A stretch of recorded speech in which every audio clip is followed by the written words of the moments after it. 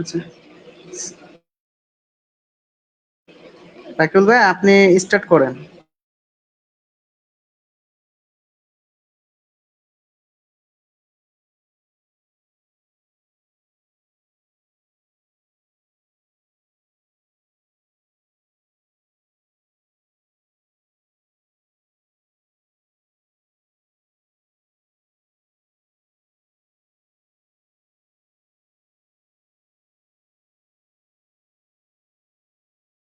আসসালামু আলাইকুম, আশা করি সবাই ভালো আছেন।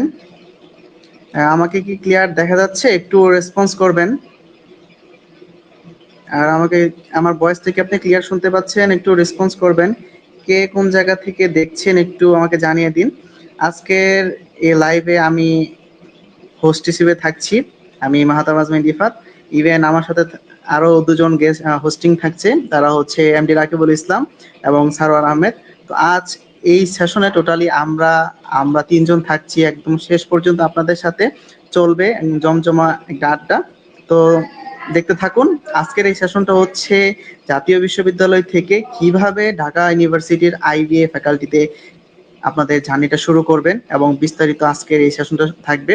এবং আমাদের সাথে যিনি আছে তিনি হচ্ছে বরং আমরা নাই বলি এবং সরাসরি আমরা তার কাছ থেকেই পরিচয়টা জেনে নিব ইনশাল্লাহ। তো কে কোথা থেকে একটু আছেন আমাদেরকে একটু রেসপন্স করেন। রাকিবুল ভাই আপনি কি শুনতে পাচ্ছেন আমাকে? জি ভাই, আমি শুনতে পাচ্ছি। আচ্ছা আচ্ছা, একটু ক্যামেরা ওপেন করে আমাদের সামনে আসেন একটু, যদি কোনো ইস্যু না থাকে। একটু সারোয়ার ভাইকে একটু বলেন ওনাকে একটু জয়েন করতে। জি ভাই, আসতেছি। এক এক সেকেন্ড। হ্যাং করার সময় আর ভাই বাহ।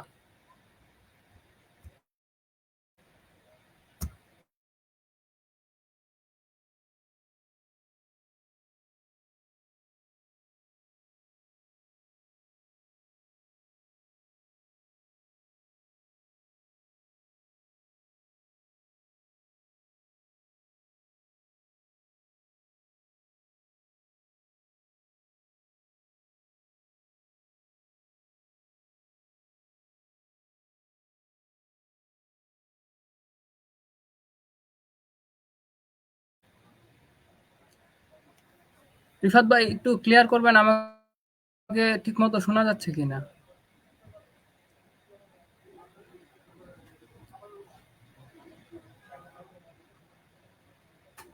হ্যালো।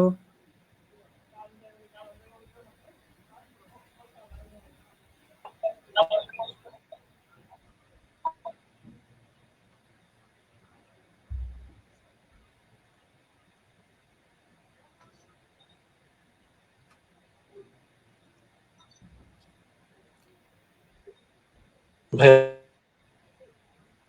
আপনার কথা অনেক কেটে কেটে আসতেছে, আপনাকে দেখা যাচ্ছে না।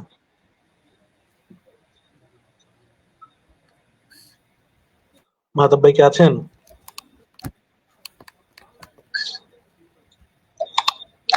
ক্লিয়ার করবেন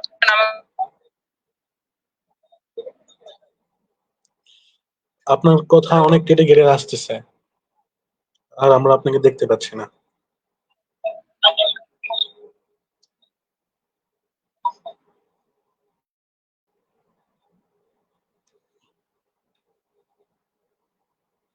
মাহতাব ভাই কি আছেন?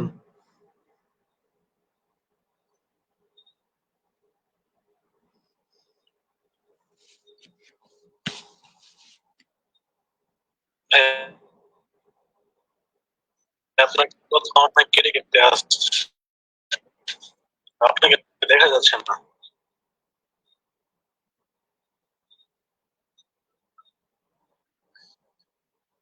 মাহতাব ভাই কি আছেন?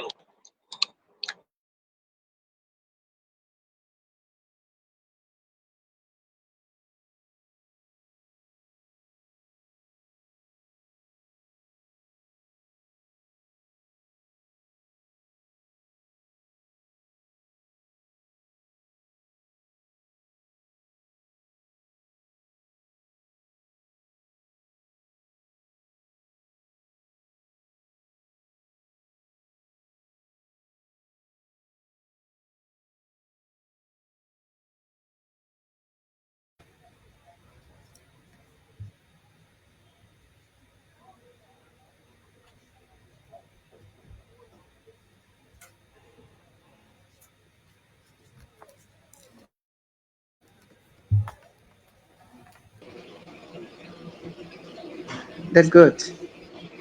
হ্যাঁ, এই যে এখন এখন এখন ফ্রেমে খুব সুন্দর লাগছে আমাদের।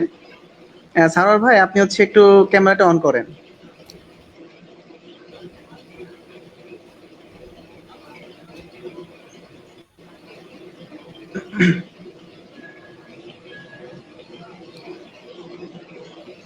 সারোয়ার ভাই, আপনি শুনতে পাচ্ছেন আমার কথা?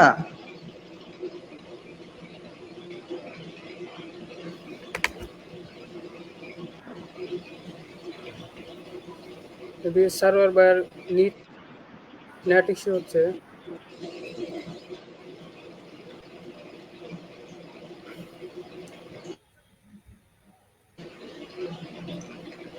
হুম।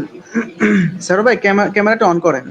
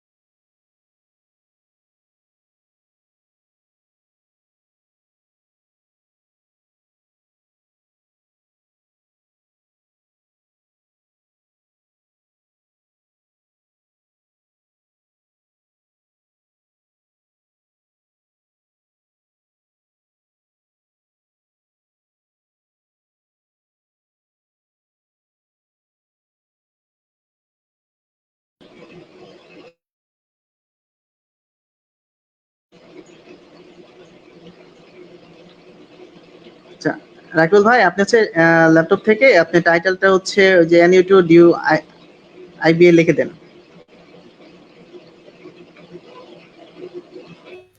জি ভাই, এটা লিখে দিছি।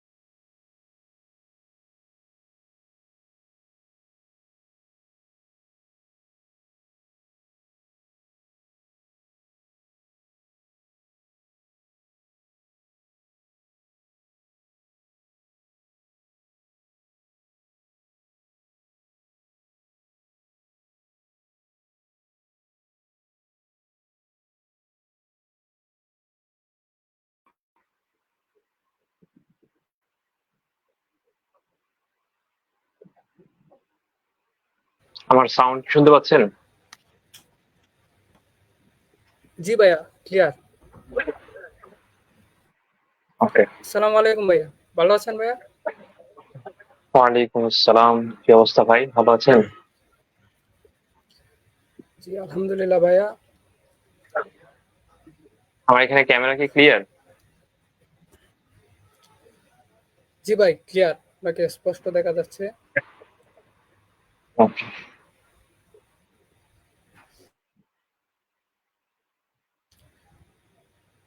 ভাইয়া, আমরা কি সেশনটা শুরু করব? হ্যাঁ হ্যাঁ, শুরু করতে পারেন। আচ্ছা, এটা 1 ঘন্টার মধ্যে রাখা যাবে না কাইন্ডলি? জি ভাইয়া, আপনার যতটুকু সুবিধা হয় ততটুকুর মধ্যে ওকে, রাখার চেষ্টা করুন। ওকে, ওকে, ঠিক আছে, ঠিক আছে, thank okay, you so much. ওকে।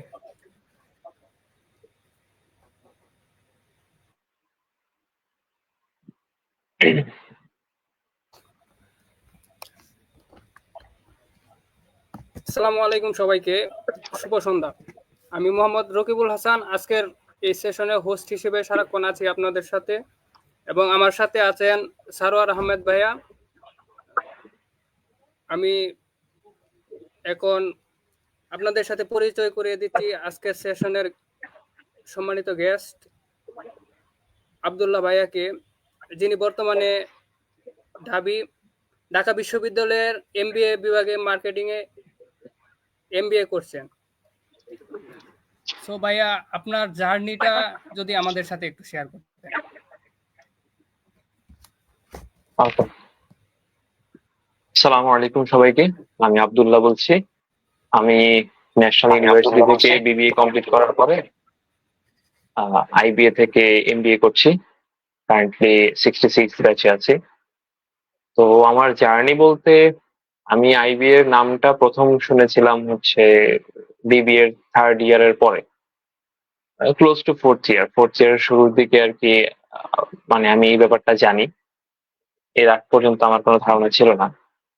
তো তখন থেকে আর কি আমি আমার ফিউচার পার্সপেক্টিভ বা আমার ক্যারিয়ার গোল এইসব নিয়ে চিন্তা ভাবনা করে দেখলাম যে আমার কাছে আসলে আহ, এটা ছাড়া আর কোনো উপায় ছিল না আসলে। তো তখন আমার এই প্রিপারেশনের জার্নিটা শুরু হয়। প্রথম দিকে যেহেতু আমার বেসিক খুব একদমই দুর্বল ছিল ইংলিশের, সেই জন্য আমার একটু বেগ পেতে হয়েছিল। আমার ইংলিশের প্রিপারেশনটা একটু টাফ ছিল আমার জন্য। সব মিলিয়ে দেড় দেড় বছরের মতো লেগেছে। কারণ আমি 66 ব্যাচের আগের যেই এক্সামটা, ওইটাতেও আমি এক্সাম দিয়েছিলাম, বাট আনফর্চুনেটলি ওইখানে আমি চান্স হয়নি। সেকেন্ড টাইম যখন আমি দিয়েছি, তখন আলহামদুলিল্লাহ মানে লাস্ট ইয়ার 66 ব্যাচে আর কি এনরোল করতে পেরেছি। জার্নির বলতে, যদি আমি পার্ট বাই পার্ট বলি, তাইলে ম্যাথস এর থেকে ইংলিশটা আমার জন্য একটু টাফ ছিল। কারণ আমার যেহেতু বেসিক একটু ইস্যুস থাকার কারণে, ম্যাথস এর বেসিক স্ট্রং থাকার কারণে আমার অত প্রবলেম হয় নাই। আহ, তো দেখা গেছে যে, আর অ্যানালিটিক্যাল এবিলিটি, আপনি যদি ম্যাথ ভালো পারেন তাহলে অ্যানালিটিক্যাল এবিলিটি নিয়ে কোনো সমস্যা হওয়ার কথা না। এই তো, যদি শর্টে বলি।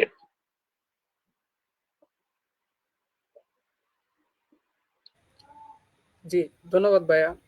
তো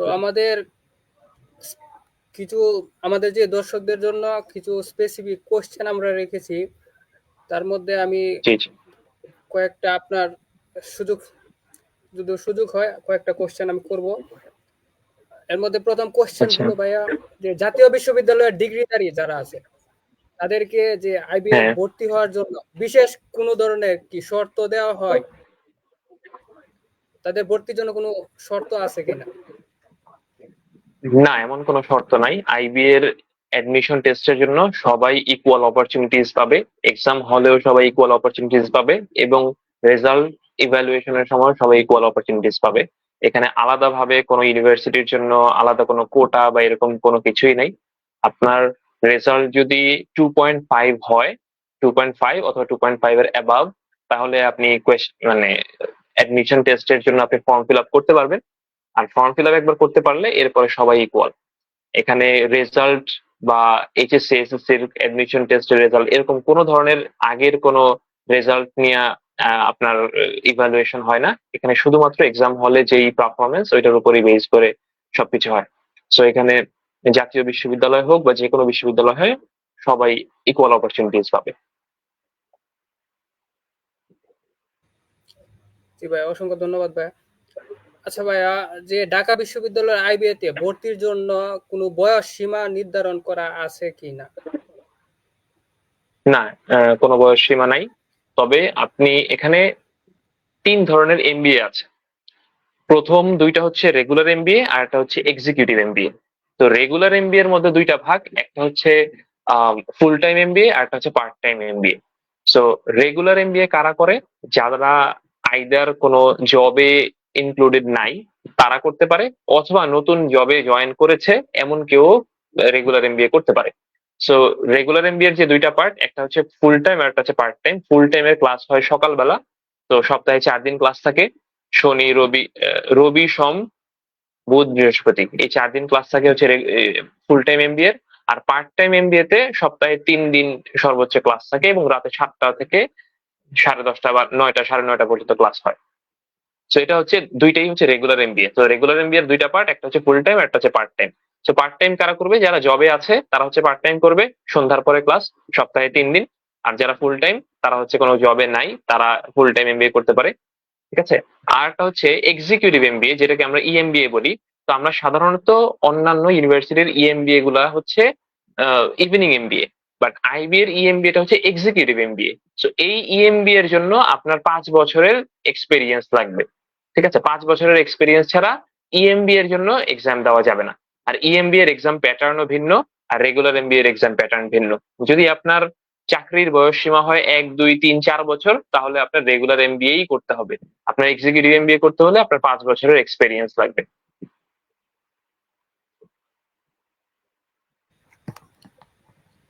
জি ভাই, অসংখ্য ধন্যবাদ ভাইয়া।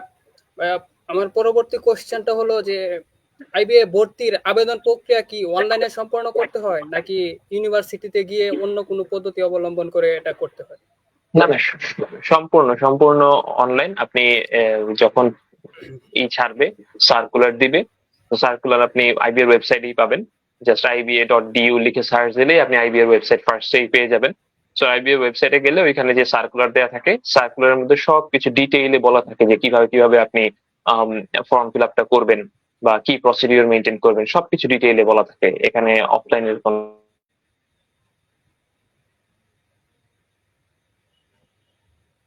কিছু দরকার। জি ভাই। ভাইয়া, ভর্তির ক্ষেত্রে যে আবেদন ফি কিংবা এটা কিভাবে পরিশোধ করতে হয় সেটা যদি একটু বলতেন। কি আমাকে শুনতে পাচ্ছেন? জি জি ভাই, ভাইয়া, শুনতে শোনা পাচ্ছি। ওকে, থ্যাংক ইউ।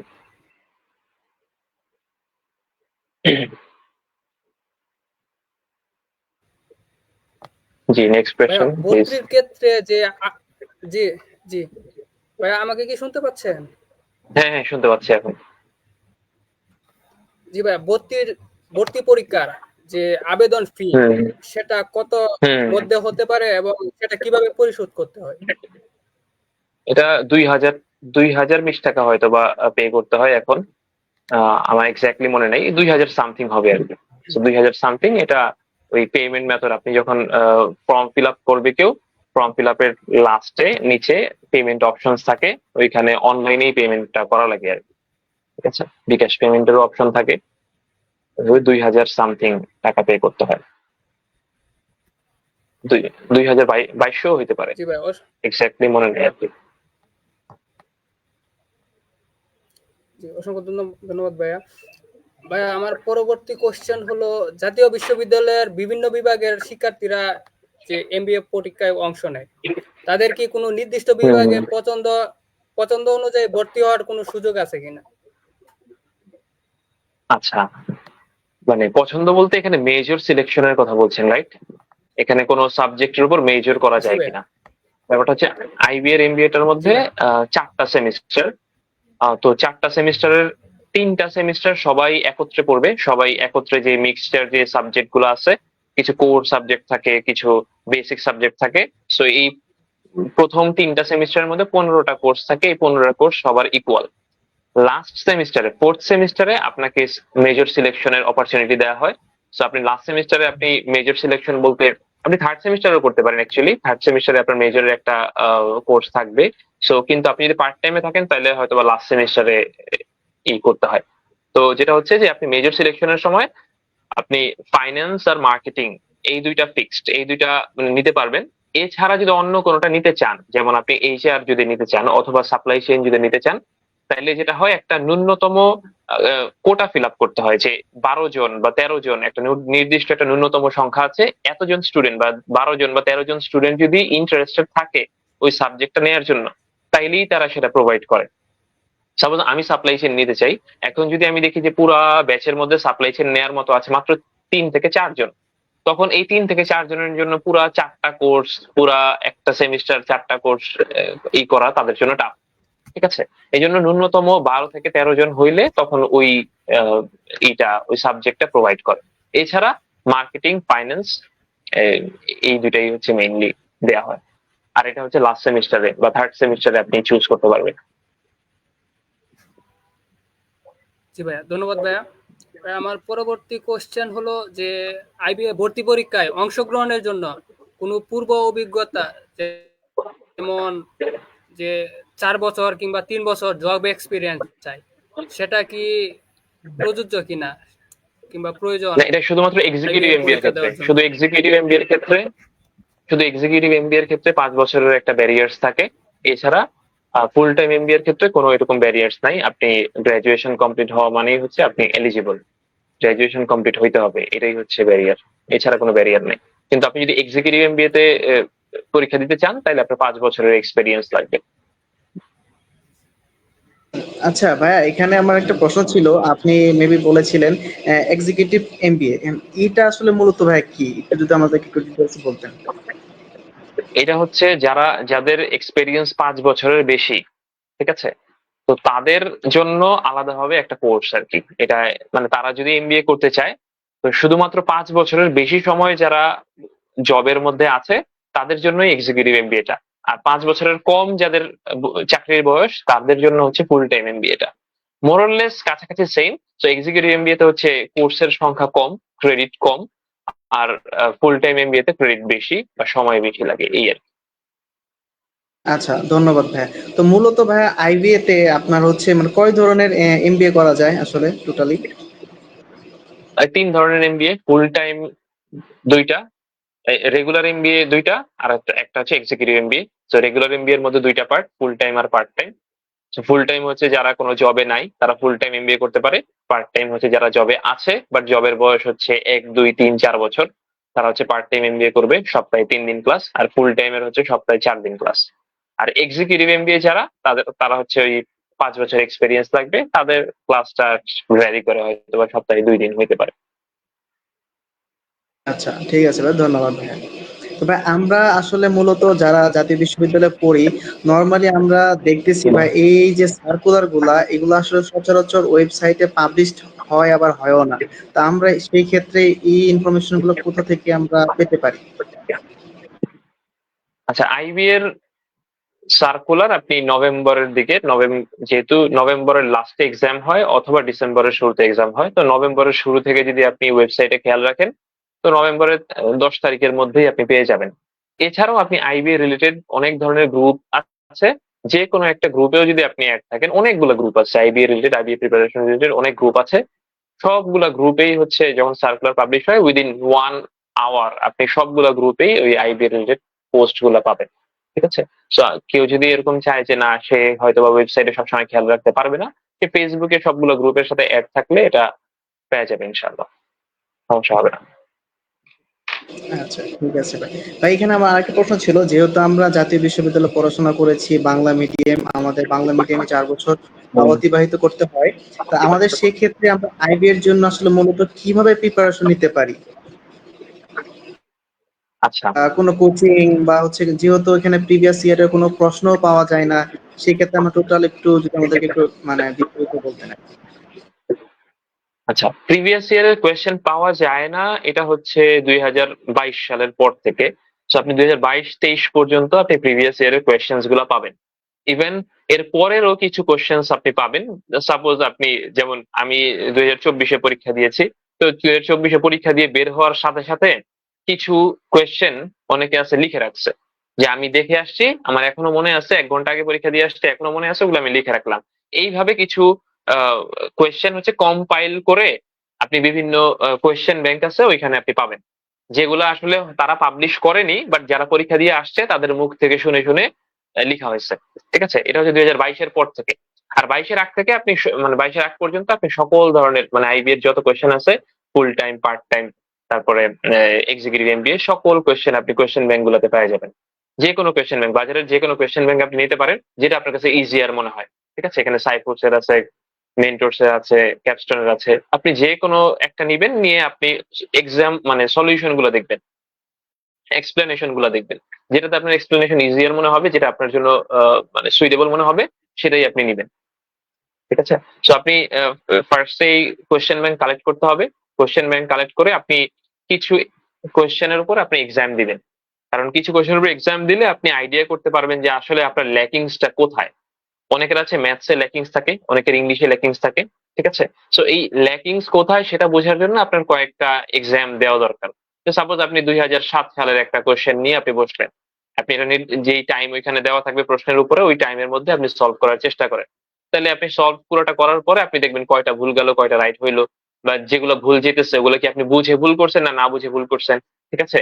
কোনটাতে আপনি মার্ক কম পাইছেন, কোন সেক্টরে আপনি মার্ক বেশি পেয়েছেন। এরকম 3-4টা এক্সাম দিলে আপনি আইডিয়া করতে পারবেন যে আপনার আসলে দুর্বলতাটা কোথায়। প্রত্যেকটা স্টুডেন্টেরই উচিত যে প্রথমে প্রিপারেশন শুরুর আগে এরকম 2-1টা টেস্ট দেয়া।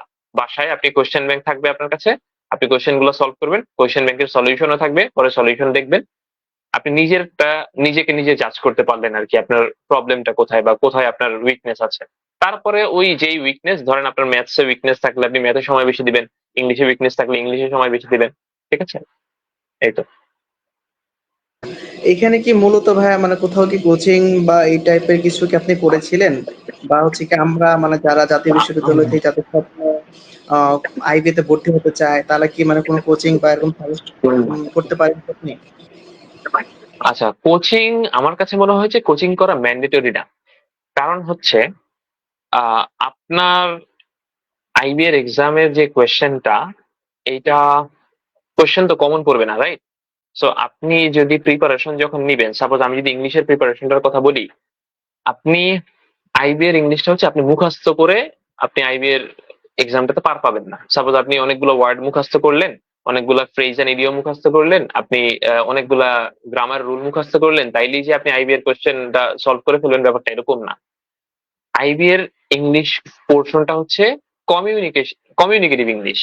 কমিউনিকেটিভ ইংলিশ হওয়ার কারণে এমন অনেক কিছু আছে, এমন অনেক সেন্টেন্স আছে হয়তো আপনি রুলস এর আন্ডারে ফেলতে পারবেন না, বাট এইটা সচরাচর বলে আসতেছে। সচরাচর ইংলিশ স্পিকিং যে নেটিভ যে মানে যারা আছে তারা এইভাবে বলে আসছে, এই জন্য আমরা এইভাবে লিখতেছি। এরকম ধরনের কিছু স্পেসিফিক জায়গা থাকে, যে আপনি যদি জিমেট ক্লাব থেকে আপনি কোশ্চেন সলভ করেন, তখন দেখবেন কিছু কিছু সলিউশনের মধ্যে এরকম লেখা থাকে যে অপশন এ কেন রাইট, অপশন এ রাইট কারণ হচ্ছে এটা ইডিওমেটিক। ইডিওমেটিক মানে হচ্ছে ইট সাউন্ডস গুড, বা সবাই এরকম ভাবেই বলে, আমেরিকান বা ব্রিটিশরা এরকম ভাবেই বলে, এই জন্য এটা রাইট। এটার কোনো গ্রামাটিক্যাল রুল আপনি খুঁজে পাবেন না। ঠিক আছে? সো এই কারণে হয় কি, যে আইবি এর যে ইংলিশটা, এটাতে যদি আপনি এইচ করতে চান, এটা যদি আপনি ভালো করতে চান, আপনার ইংলিশ এজ এ হোল ভালো করতে হবে। আপনার লিসেনিং, আপনার স্পিকিং, আপনার রিডিং, আপনার রাইটিং সবগুলোতে ভালো করতে হবে। এমন না শুধুমাত্র আমার মুখস্থ বিদ্যা ভালো, আমি একদম মানে ভোকাবুলারি 3-4টা বই শেষ করে ফেললাম, তাইলে আমি চান্স পেয়ে যাবো, ব্যাপারটা এরকম না। আপনার রেগুলার রিডিং হ্যাবিট থাকতে হবে। যার রেগুলার রিডিং হ্যাবিট আছে সে আইডিয়া করতে পারবে, ওকে ফাইন এই ধরনের সেন্টেন্স গুলো এরকম হয়। ঠিক আছে? হয়তোবা সে ওইটা কোনো রুলে পায়নি, কারণ রুল হাজার হাজার রুলস আছে, আপনি কয়টা রুল মুখস্থ রাখবেন? সো ম্যাক্সিমাম ক্ষেত্রেই দেখা যায় যে আপনি যখন রিডিং হ্যাবিটটা থাকবে, সাপোজ আমরা বাংলা কিভাবে শিখছি, বাংলা তো আমরা রুল করে শিখি নাই, রাইট? আমরা বাংলা ব্যাকরণ তো আমরা রুল করে বাংলা, আমরা এই বাংলা কথা বলছি, এটা তো আমরা বাংলা ব্যাকরণের কথা চিন্তা করে করে কথা বলছি না। আমরা হয়তো ছোটবেলা থেকে বাবা মার কাছে কথা শুনছি, শুনতে শুনতে শুনতে শুনতে আমার মুখ থেকে 2-1টা শব্দ বেরিয়েছে, আস্তে আস্তে আমরা একটা সেন্টেন্স বলা শিখছি, তারপর 2টা সেন্টেন্স বলা শিখছি, এইভাবে আস্তে আস্তে আমরা একটা প্যারাগ্রাফ বা একটা কি বলে ভাব সম্প্রসারণ, সারাংশ, রচনা এগুলো লেখা শুরু করছি। তো এই দেখেন, ভাব সম্প্রসারণ, সারাংশ, রচনা এগুলো যখন আপনি লিখেন, দেখবেন সবগুলা সেন্টেন্সে কোথাও না কোথাও আমরা পড়েছি। হয়তো বা বাংলা বইয়ে পড়েছি, অথবা বিজ্ঞান বইয়ে পড়েছি, অথবা ধর্ম বইয়ে পড়েছি, কোনো না কোনো সেন্টেন্স কোনো না কোনো জায়গায় পড়েছি, ওইখান থেকে আমার মনে আছে, ওইখান থেকে আমি লিখলাম। ইংলিশটাও আসলে ওইভাবেই ডেভেলপ করা লাগে। So, আপনি শুধুমাত্র ওই মুখস্থ ওয়ার্ডের উপর ডিপেন্ড করলে হবে না, শুধুমাত্র আপনি রুলের উপর ডিপেন্ড করলে হবে না। আপনার ইংলিশটা ইন ডেপথ ভাবে আপনার ডেভেলপ করতে হবে। সেটা হচ্ছে আপনার রিডিং সেন্স বাড়াইতে হবে, খুব বেশি রিডিং করতে হবে। রিডিং পড়ে পড়ে রিডিং এর যে একটা সেন্স আছে, যেমন আমি যদি বলি যে আমি ভাত খাই আর আমি খাই ভাত, এই দুইটা সেন্টেন্সের মধ্যে কোনটা কারেক্ট? অবশ্যই আমি ভাত খাই কারেক্ট। এখন আমি ভাত খাই কেন কারেক্ট? এটা তো আমি গ্রামার চিন্তা করে, ব্যাকরণ চিন্তা করে বলিনি, রাইট? তো এই ব্যাকরণের কথা আসবে পরে। আগে আমি সেন্টেন্সটা পড়েই যেতে বুঝতে পারি না এই সেন্টেন্সের মধ্যে ঘাপলা আছে, এই সেন্টেন্স সমস্যা আছে, আই ডোন্ট নো হোয়াট, মানে সমস্যাটা কি সেটা আমার জানার দরকার নেই, আমি জানি যেটার মধ্যে সমস্যা আছে। সো এই সমস্যাটা আপনি ফাইন্ড আউট করতে পারবেন যখন আপনি রেগুলার রিডিং করবেন, ঠিক আছে? সো ন্যাশনাল ইউনিভার্সিটির স্টুডেন্ট যারা হচ্ছে বাংলায় অনার্স করেছে, মানে মানে বাংলা লেখা মানে বাংলা ছিল, যেমন আমি ন্যাশনাল ইউনিভার্সিটি পড়ার পর আমি প্রফেশনাল বিবিএ করেছিলাম ঢাকা সিটি কলেজ থেকে, তো আমার সবগুলো সাবজেক্ট ছিল ইংলিশে। তো এই জন্য আমি যখন 4 বছর ইংলিশে পড়াশোনা করছি, আমি যখন 4 বছর ইংলিশে পরীক্ষা দিচ্ছি, সেই জন্য আমার জন্য ইংলিশটা মোটামুটি একটু পরিচিত মনে হয়েছে। কিন্তু যেই ছেলেটা বা যেই মেয়েটা 4 বছর বাংলায় পড়াশোনা করেছে, বাংলায় পরীক্ষা দিয়েছে বা বাংলায় সবগুলো বই বাংলায় পড়েছে, তার জন্য কিন্তু ইংলিশে সুইচ করাটা একটু টাফ হবেই, এটাই স্বাভাবিক, ঠিক আছে? তো তার জন্য কি করতে হবে, তার জন্য রেগুলার রিডিং হ্যাবিট বাড়াইতে হবে, রেগুলার 2 থেকে 3 ঘন্টা রিডিং করবে। সো এই রিডিংটা আপনি বই পড়তে পারেন, পেপার পড়তে পারেন, যা ইচ্ছা তা পড়েন, কোনো সমস্যা নেই, বাট রিডিং করতে হবে, রিডিং এর অভ্যাসটা বাড়াইতে হবে, লিসেনিং এর হ্যাবিটটা বাড়াইতে হবে, রেগুলার আপনার কানের মধ্যে যাতে ইংলিশের কিছু না কিছু যায়, ঠিক আছে?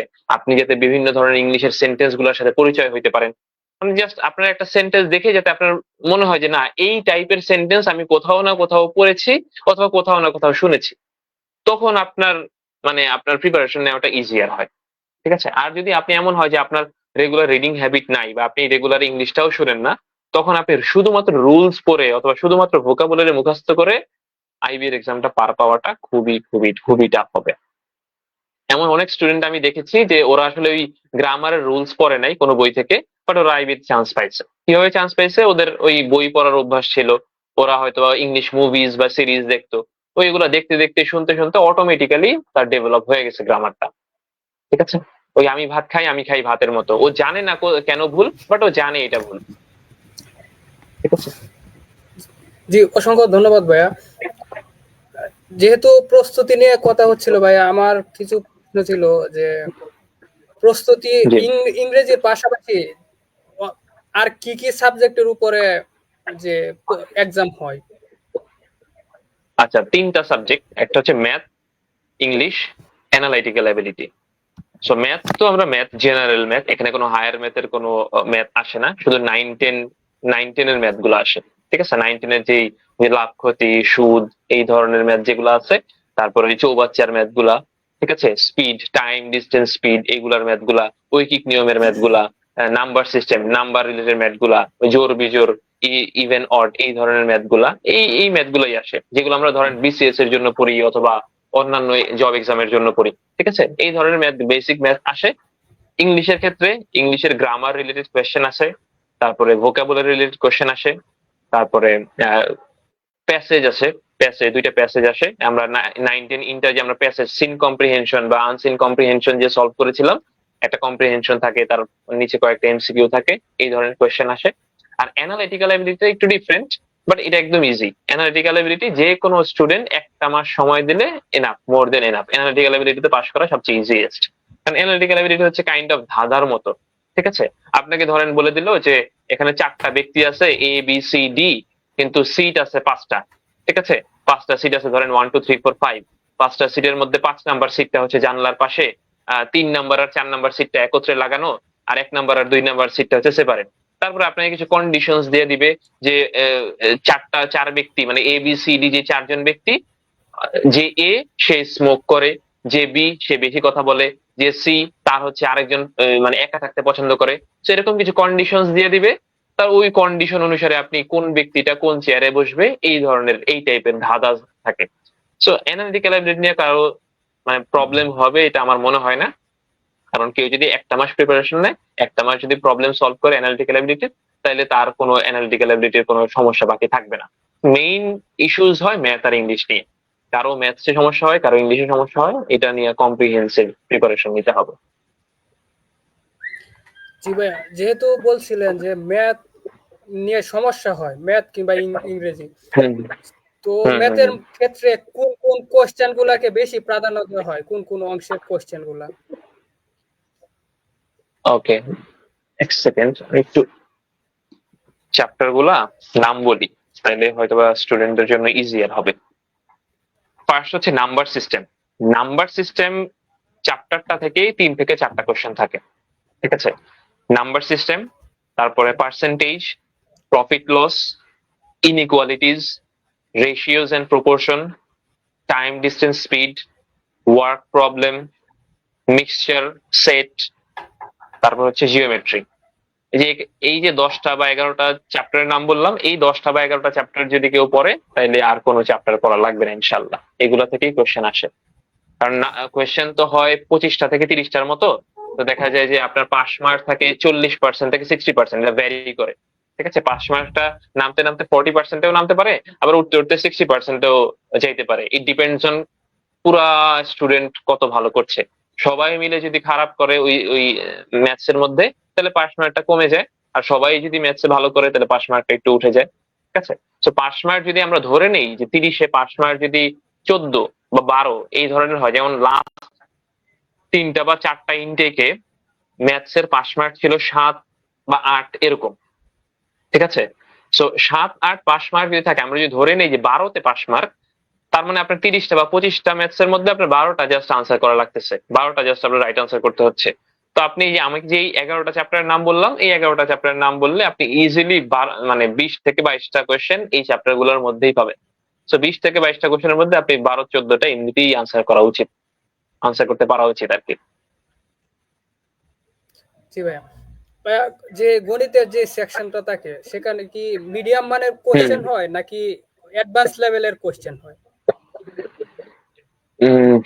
আচ্ছা, আইবি এর জন্য যে মিডিয়াম লেভেলের কোশ্চেন, ওইটা যদি আপনি বিসিএস এর পার্সপেক্টিভে চিন্তা করেন অথবা অন্যান্য জব এক্সামের পার্সপেক্টিভ থেকে চিন্তা করেন, ওইটা আইবি এর জন্য যেটা মিডিয়াম বা ইজি, ওইটা কিন্তু অন্যান্য এক্সামের জন্য হার্ড। মানে আইবি এর প্রিপারেশনটা হচ্ছে অন্যান্য বাংলাদেশে যত এক্সাম আছে, এটা বিসিএস হোক বা জব বা ব্যাংক জব হোক বা গভর্নমেন্ট বা প্রাইভেট জব হোক, সকল ধরনের ম্যাথ যে এক্সাম গুলো আছে সবগুলোর থেকে একটু টাফ হয় আইবি এরটা। সো আইবিএ তে আপনি যে মিডিয়াম লেভেলের কোশ্চেন গুলো পাবেন, ওইটা হয়তো বা আপনি যদি অন্যান্য পার্সপেক্টিভ থেকে চিন্তা করেন, অন্যান্য এক্সামের জন্য চিন্তা করেন, তাহলে ওগুলাই কিন্তু হার্ড কোশ্চেন। ঠিক আছে, কিন্তু ওইগুলো আইবি এর সেন্সে আপনি একটু মিডিয়াম ধরা যেতে পারে। সো আপনি যদি 30টা কোশ্চেন থাকে, 30টা কোশ্চেনের মধ্যে 5টা কোশ্চেন ধরেন দিবে খুবই হার্ড, যেগুলো তারাও জানে যে আপনি পারবেন না, কিন্তু আপনাকে দেয়াই হয়েছে সময় নষ্ট করার জন্য, সময়টা কিল করার জন্য। ম্যাক্সিমাম স্টুডেন্ট করে কি, ওই 4টা বা 5টা আনসার করতে গিয়ে দেখা যায় যে ওই টাইম বেশি খরচ করে ফেলে, তখন আর ওই যে যেই বাকি যে কোশ্চেন গুলো আছে ওগুলোতে সময় পায় না। সেটা হচ্ছে আইবি এর একটা ট্রিক। আপনাকে 5-6টা কোশ্চেন এমন দিবে যেগুলো বেশি হার্ড, ওগুলো সলভ করতে একটু বেশি সময় লাগে, ওগুলো দেওয়ার কারণই হচ্ছে আপনার সময়টা কিল করা। আর বাকি যে কোশ্চেন গুলো থাকে ধরে নিলাম 25টা, এর মধ্যে 5 থেকে 7টা দিবে খুবই ইজি, খুবই ইজি, যেমন মানে অন্যান্য এক্সামের লেভেলের, ব্যাংক জব বা অন্যান্য এক্সাম লেভেলের 4-5টা কোশ্চেন থাকে, আর বাকিগুলো মিড রেঞ্জের থাকে, যেগুলো একটু মানে বাসায় যদি একটু প্র্যাকটিস করে যান তাহলে পারা উচিত। জি ভাইয়া, ধন্যবাদ ভাইয়া। ভাইয়া, এখানে একটা কোশ্চেন, যে জেনারেল নলেজ বা সাম্প্রদায়িক যে কারেন্ট ওয়ার্ল্ড যেটা, সেখান থেকে কি কোনো হুম প্রশ্ন হুম। হওয়ার সম্ভাবনা আছে? না, কোনো জেনারেল নলেজের কোনো কোয়েশ্চেন নেই। জি ভাইয়া, ধন্যবাদ ভাইয়া। নেক্সট কোশ্চেন হলো যে আইবি এর ভর্তি পরীক্ষার ক্ষেত্রে কি কোনো নেগেটিভ মার্কিং করা হয়? হ্যাঁ, নেগেটিভ মার্কিং আছে, 0.25 করে নেগেটিভ মার্ক, একটা ভুল গেলে 0.25 মাইনাস। তার মানে 5টা ভুলের জন্য 1 নাম্বার কাটা। 4টা ভুলের জন্য 1 মার্ক কাটা। 25, জি, 4টা ভুলের জন্য হ্যাঁ, 1 মার্ক কাটা। 0.25। জি জি জি। আচ্ছা জি ভাইয়া, ভর্তি পরীক্ষার জন্য সময় কতটুকু থাকে ভাইয়া? সময় হচ্ছে এমসিকিউ এর জন্য 90 মিনিট, 75 মার্ক থাকে, ম্যাথ 30টা, ইংলিশ 30টা, আর অ্যানালিটিক্যাল এবিলিটি 15টা। সো এই 75 মার্কের জন্য 90 মিনিট হচ্ছে এমসিকিউ এর জন্য দেয়। 90 মিনিট পরে আপনার এমসিকিউর শিটটা নিয়ে যাবে, আর কোয়েশ্চেনের লাস্টে আপনাকে যে কোয়েশ্চেন পেপারটা দেওয়া হবে ওইটা 3 থেকে 4 পেজের হবে। ওই কোয়েশ্চেন পেপারের লাস্টে 2টা পেজ থাকে, ওইটা হচ্ছে রিটেনের জন্য জায়গা খালি থাকে। সো আপনার ওই কোয়েশ্চেনের ওই লাস্ট 2 পেজেই হচ্ছে রিটেনের ইটা লিখতে হয়। তো এখানে প্যারাগ্রাফ দিতে পারে, ওইখানে এসে দিতে পারে, ওইখানে অ্যাপ্লিকেশন দিতে পারে, বিভিন্ন ধরনের 2টা বা 3টা কোয়েশ্চেন দেয়। ওইটাতে 30 মার্ক থাকে, ওইটাতে হাফ এন আওয়ার থাকে। সো রিটেনের জন্য 30 মিনিটস আর এমসিকিউ এর জন্য 90 মিনিটস।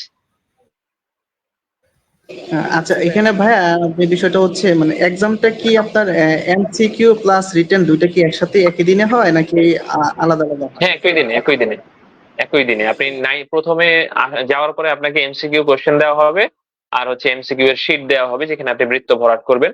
সো আপনি 90 মিনিটস এর মধ্যে 75টা কোয়েশ্চেনের জন্য আপনাকে 90 মিনিট সময় দেওয়া হবে। 90 মিনিটস এর পরে আপনার এমসিকিউ এর যে শীট বা বৃত্ত ভরাট করার যে শীট সেটা নিয়ে যাবে। আর যে কোয়েশ্চেন পেপার যে দিল ওইটার মধ্যে লাস্টে আপনার রিটেনের জন্য জায়গা থাকবে, ওইখানে আপনি আপনার মানে রিটেনটা লিখতে হবে বাকি 30 মিনিটের মধ্যে। এখানে কি ভাই মানে সব ব্যাকগ্রাউন্ডের স্টুডেন্টরা কি মানে পার্টিসিপেট করতে পারে এক্সামে, নাকি হচ্ছে কোনো স্পেসিফিক ডিপার্টমেন্ট আছে? না না, সবাই সবাই অ্যাপ্লাই করতে পারে, সবাই পার্টিসিপেট করতে পারে। জাস্ট আপনার রেজাল্ট মানে গ্রাজুয়েশনের রেজাল্ট 2.5 লাগবে, 2.5 অর অ্যাবাভ।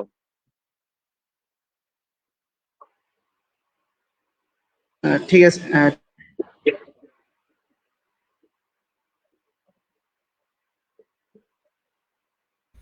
অসংখ্য ধন্যবাদ ভাইয়া। ভাইয়া, যেহেতু সময় নিয়ে কথা হচ্ছিল, আমাদের তো অনেকেরই দেখা যায় যে এক্সাম হলে সময় যে ম্যানেজমেন্ট এটা করতে অনেকটা ব্যাক পেতে হয়। তো সেক্ষেত্রে আপনি কিভাবে সময়টাকে ম্যানেজ করছেন এক্সাম হলে, সেটা যদি আমাদের সাথে একটু শেয়ার করতেন। আচ্ছা, কেউ যদি রিগোরাসলি প্রিপারেশন নেয় তাহলে 6 মাস হচ্ছে এনাফ সময়। 6 মাসে একটা মানুষের প্রিপারেশন ফুললি শেষ হয়ে যায়। সো প্রিপারেশন মোটামুটি সবারই ভালো থাকে। তারপরও ম্যাক্সিমাম স্টুডেন্ট ফেল করার কারণই হচ্ছে টাইম ম্যানেজমেন্ট, টাইম ম্যানেজ করতে না পারা। টাইম ম্যানেজমেন্ট, তারপরে স্ট্রেস ম্যানেজমেন্ট, এইগুলোর কারণেই ম্যাক্সিমাম স্টুডেন্ট বাদ পড়ে। তো টাইম ম্যানেজমেন্টের মধ্যে আমি যেটা করেছিলাম যে আমি ম্যাথস এর জন্য, যেহেতু আমার ম্যাথ হচ্ছে স্ট্রেংথ, তো আমি আগে আনসার করতাম এবং ম্যাথস এর জন্য সময় রাখতাম 40 মিনিট।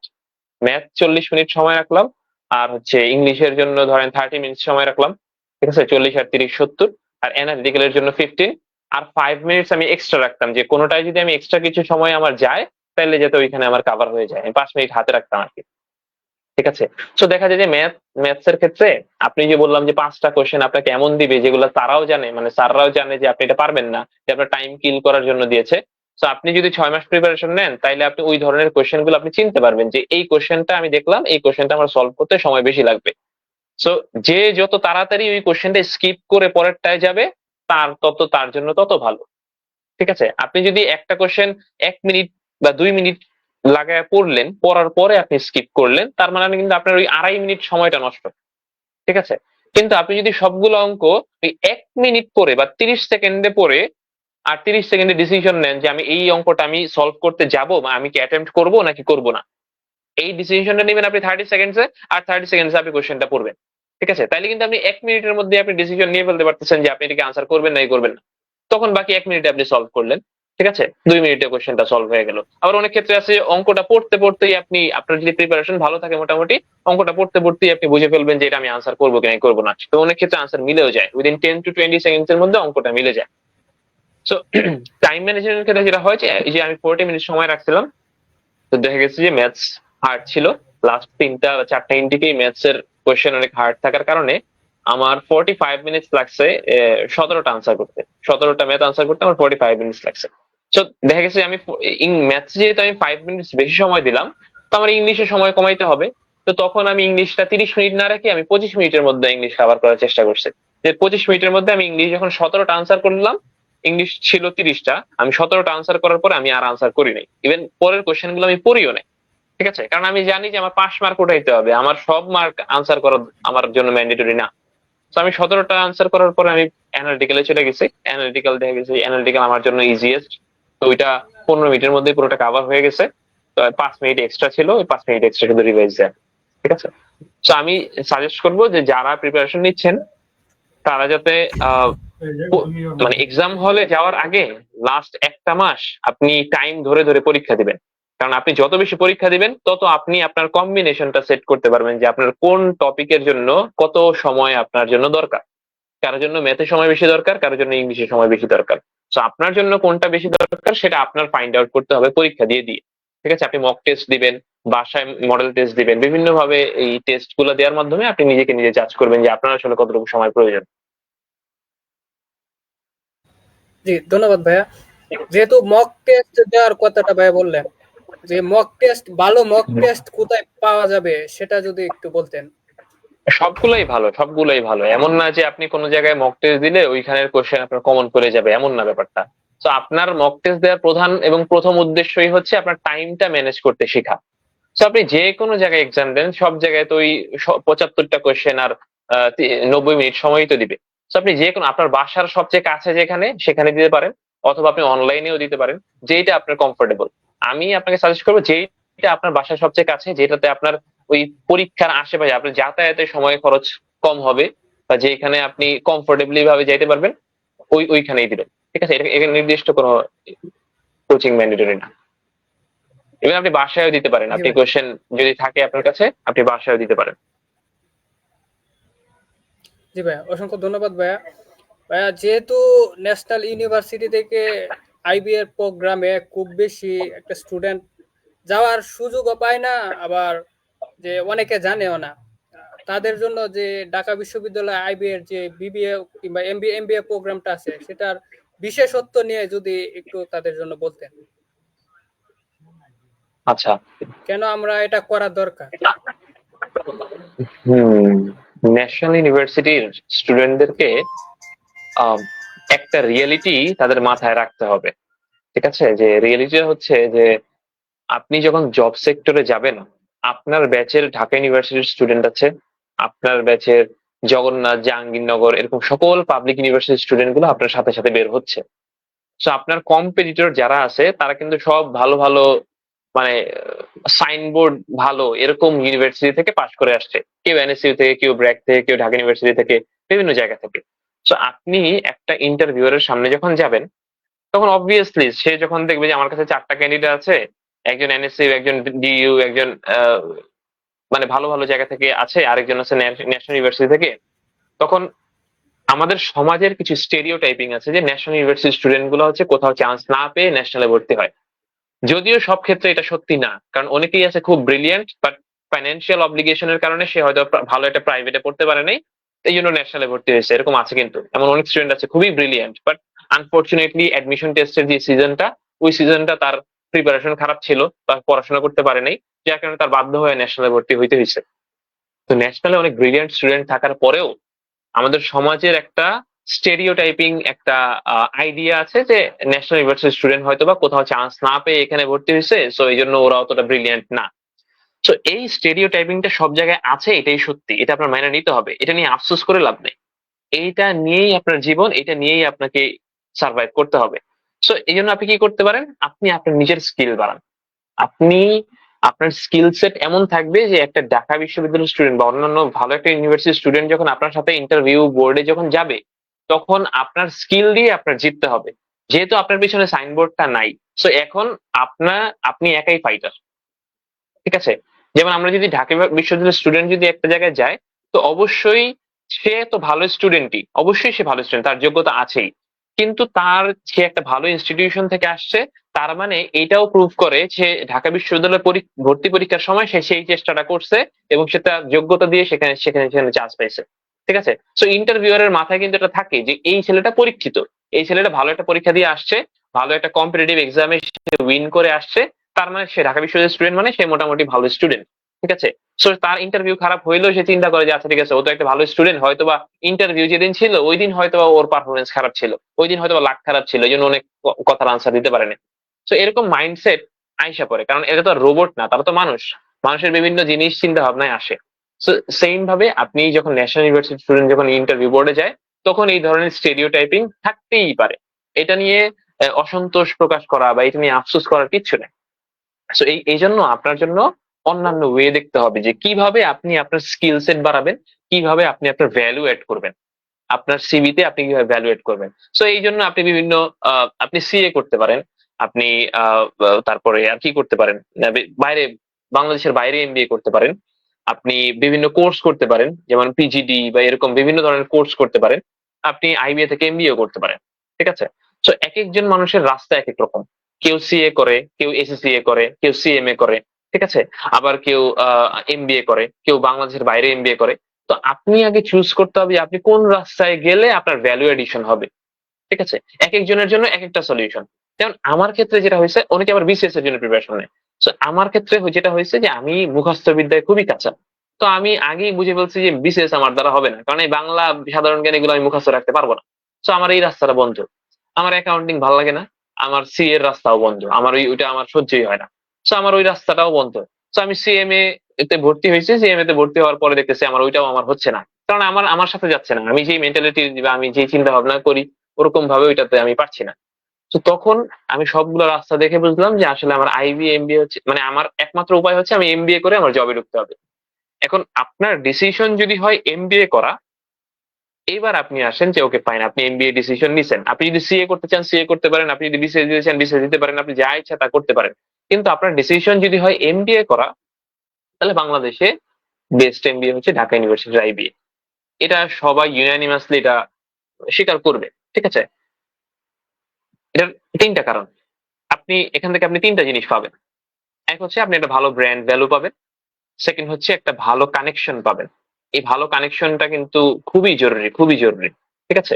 আরেকটা হচ্ছে যে আপনি যে প্রিপারেশনটা নিবেন, আপনি একটা কম্পিটিটিভ এক্সাম আপনি যে আহ, উত্তীর্ণ হবেন, এটাতে আপনার মাইন্ডসেটটা স্ট্রং হবে যে না, আমি যদিও আমি ন্যাশনাল ইউনিভার্সিটির, বাট আমি এত ভালো একটা কম্পিটিটিভ এক্সামকে আমি এইচ করছি, বা কম্পিটিটিভ এক্সামে আমি ভালো করেছি, দ্যাট মিনস আমি পারি, আমি চাইলে করতে পারবো, এই কনফিডেন্সটা আপনি পাবেন।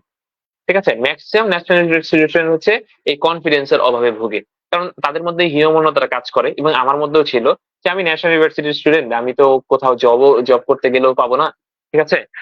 এই ধরনের চিন্তা ভাবনা ছিল। তো যখন আমি এই আইবিএ তে ভর্তি হইলাম, তখন আমি মানে বুঝতে পারলাম যে না, ঠিক আছে, আমার মধ্যে কিছু না কিছু লিস্ট আছে, যে আমি যেহেতু একটা ভালো একটা এক্সামে পাশ করে আসছি, তো এখন আমি আমার মধ্যে ওই অতটুকু ট্যালেন্ট লিস্ট আছে।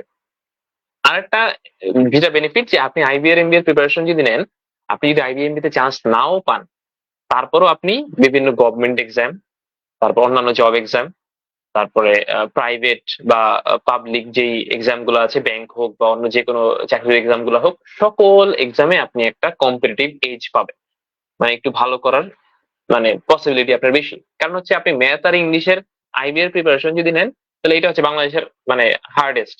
আপনি ম্যাথ আর ইংলিশ আইবিএর জন্য যদি পড়েন, অন্য কোনো এক্সামের জন্য আপনার ম্যাথ আর ইংলিশ পড়া লাগবে না। কারণ আপনি যদি হার্ডেস্ট ম্যাথটা সলভ করেন, তাহলে আপনি ইজিয়ার বা মিড রেঞ্জের ম্যাথ গুলো আপনি ইজিলি পারবেন, ঠিক আছে? সো এখানে প্রিপারেশনের জন্য আপনি অনেক ভালো একটা হেল্প পাবেন, ঠিক আছে? এই জন্য আমার মনে হয় যে প্রত্যেকটা স্টুডেন্টের উচিত আইবি এর জন্য প্রিপারেশন নেওয়া, কারণ এটার প্রিপারেশন নিলে তো আপনি বিসিএস এর জন্য হেল্প পাচ্ছেন বা অন্যান্য জব এক্সামের জন্য হেল্প পাচ্ছেন, তাহলে ওয়াই নট? জি ভাইয়া, অসংখ্য ধন্যবাদ ভাইয়া। যে যেহেতু আপনি কিছুক্ষণ আগে একটা যে চাকরির কথা বললেন, যে ঢাকা বিশ্ববিদ্যালয়ের যে এমবিএ প্রোগ্রাম, এটা শেষ করার পরে কোনো বাধ্যতামূলক ইন্টার্নশিপ কিংবা জবের কোনো নিশ্চয়তা আছে কিনা, এটা যদি একটু বলতেন। আচ্ছা, জবের নিশ্চয়তা এটা একটা ডিফিকাল্ট জিনিস। এটা আসলে আহ কোনো জায়গায় আসলে জবের নিশ্চয়তা ওরকম ভাবে আপনি মানে কেউ মুখ দিয়ে বলবে না আপনি জব নিশ্চিত পাবেন, বাট কেউ আসলে বেকার থাকে না আইবিএ থেকে বের হওয়ার পরে, আল্লাহর রহমতে আলহামদুলিল্লাহ কেউ বেকার আমি দেখি নাই, ঠিক আছে?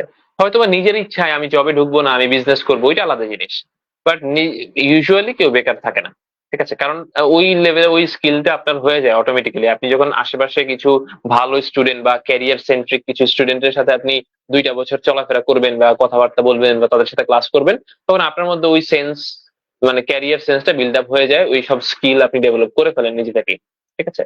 তো ইন্টার্নশিপের যে ব্যাপারটা, এটা হ্যাঁ বাধ্যতামূলক একটা ইন্টার্নশিপ আছে। 2 বছরের পরে আপনি মানে 4টা সেমিস্টার শেষ হইলে আপনার বাধ্যতামূলক একটা ইন্টার্নশিপ করতে হবে। অনেক ক্ষেত্রেই হয় যে ইন্টার্নশিপ থেকেই জব হয়ে যায়, এটা ডিপেন্ড করে হচ্ছে ওই পার্সনের উপর। তার যদি স্কিল ওরকম ভালো থাকে বা তার মধ্যে যদি যোগ্যতা থাকে, তাহলে তার জব হয়ে যায়, আচ্ছা? বাট এর অ্যাডভান্টেজ তো একটু পাবেনই আপনি বিভিন্ন জায়গায় যদি আপনি যান, আপনি আপনার আশেপাশে যে মানে ক্যান্ডিডেট গুলো থাকবে তাদের মধ্যে আপনাকে তো ওই অ্যাডভান্টেজটা দিবেই, যে আপনি একটা ভালো একটা ইনস্টিটিউশন থেকে পড়ে আসছেন, ভালো একটা কম্পিটিটিভ এক্সাম, এত একটা টাফ একটা এক্সাম যেহেতু আপনি পার করতে পারছেন, তার মানে ইন্টারভিউয়ার জানে যে আপনার ভিতরে কিছু আছে, ঠিক আছে? সো ওই অ্যাডভান্টেজটা আপনি পাবেন, মেন্টাল অ্যাডভান্টেজ। বাট তার মানে এই না যে আপনি এখান থেকে পড়লে আপনি 100% শিওর যে আপনি জব পেয়ে গেছেন 70,000 80,000 টাকা দামের, ব্যাপারটা এরকম না, ঠিক আছে? ব্যাপারটা হচ্ছে যে আপনি এখানে ঢুকলে ভালো একটা কানেকশন পাবেন, কারণ কর্পোরেট সেক্টরে connection is a big thing, ঠিক আছে? অনেক ক্ষেত্রেই দেখা যায় যে আপনি ভালো, আপনার মধ্যে যোগ্যতা আছে, বাট আপনার কানেকশন ভালো না থাকার কারণে আপনি হয়তো ওই কিছু অপরচুনিটি সম্পর্কে আপনি জানেনই না। এত ভালো একটা অফিসে বা ভালো একটা কোম্পানিতে একটা সার্কুলার হয়তো বা দিয়েছে, কিন্তু ওই সার্কুলারটা হয়তোবা রেগুলার পার্সনের মধ্যে বা রেগুলার ক্যান্ডিডেটদের মধ্যে এটা পাবলিশই করা হয়নি। ঠিক আছে, ওইটা হয়তোবা হয়তোবা ধরেন আইবি এর পোর্টালে বা আইবি এর কোন একটা গ্রুপের মধ্যেই সার্কুলারটা দিয়ে দিছে। ঠিক আছে, তার কারণ তারা চায় আইবি এর স্টুডেন্ট নিবে। সো কিছু কিছু সার্কুলার বা কিছু কিছু জিনিস শুধুমাত্র আইবি এর পোর্টালেই আপনি পাবেন, এরকম হয়। ঠিক আছে, সো এরকম ধরনের অ্যাডভান্টেজ আপনি টুকটাক অ্যাডভান্টেজ পাবেন। জি আচ্ছা ভাই, ভাইয়া, এখানে ধন্যবাদ আপনি ভাইয়া। একটা ইন্টার্নশিপের কথা বললেন, এটা কি আপনার ঢাকা মানে বিশ্ববিদ্যালয় কর্তৃক কি কোনো মানে রেফারেন্স ইউজ করা হয়, মানে রেফার করে, নাকি হচ্ছে আপনাদেরকে গ্রাজুয়েশনের পরে নিজ নিজ উদ্যোগে ইন্টার্নশিপটা চুজ করতে হয় আর কি? এটা এই কি, বিষয়ে যদি একটু বলতেন। It depends on you. It depends on you. আপনি আপনি যদি চান যে আপনি কোনো একটা কোম্পানির আন্ডারে আপনি নিজে থেকে অ্যাপ্রোচ করে আপনি ওইখানে মানে পছন্দের অর্গানাইজেশন থাকতেই পারে।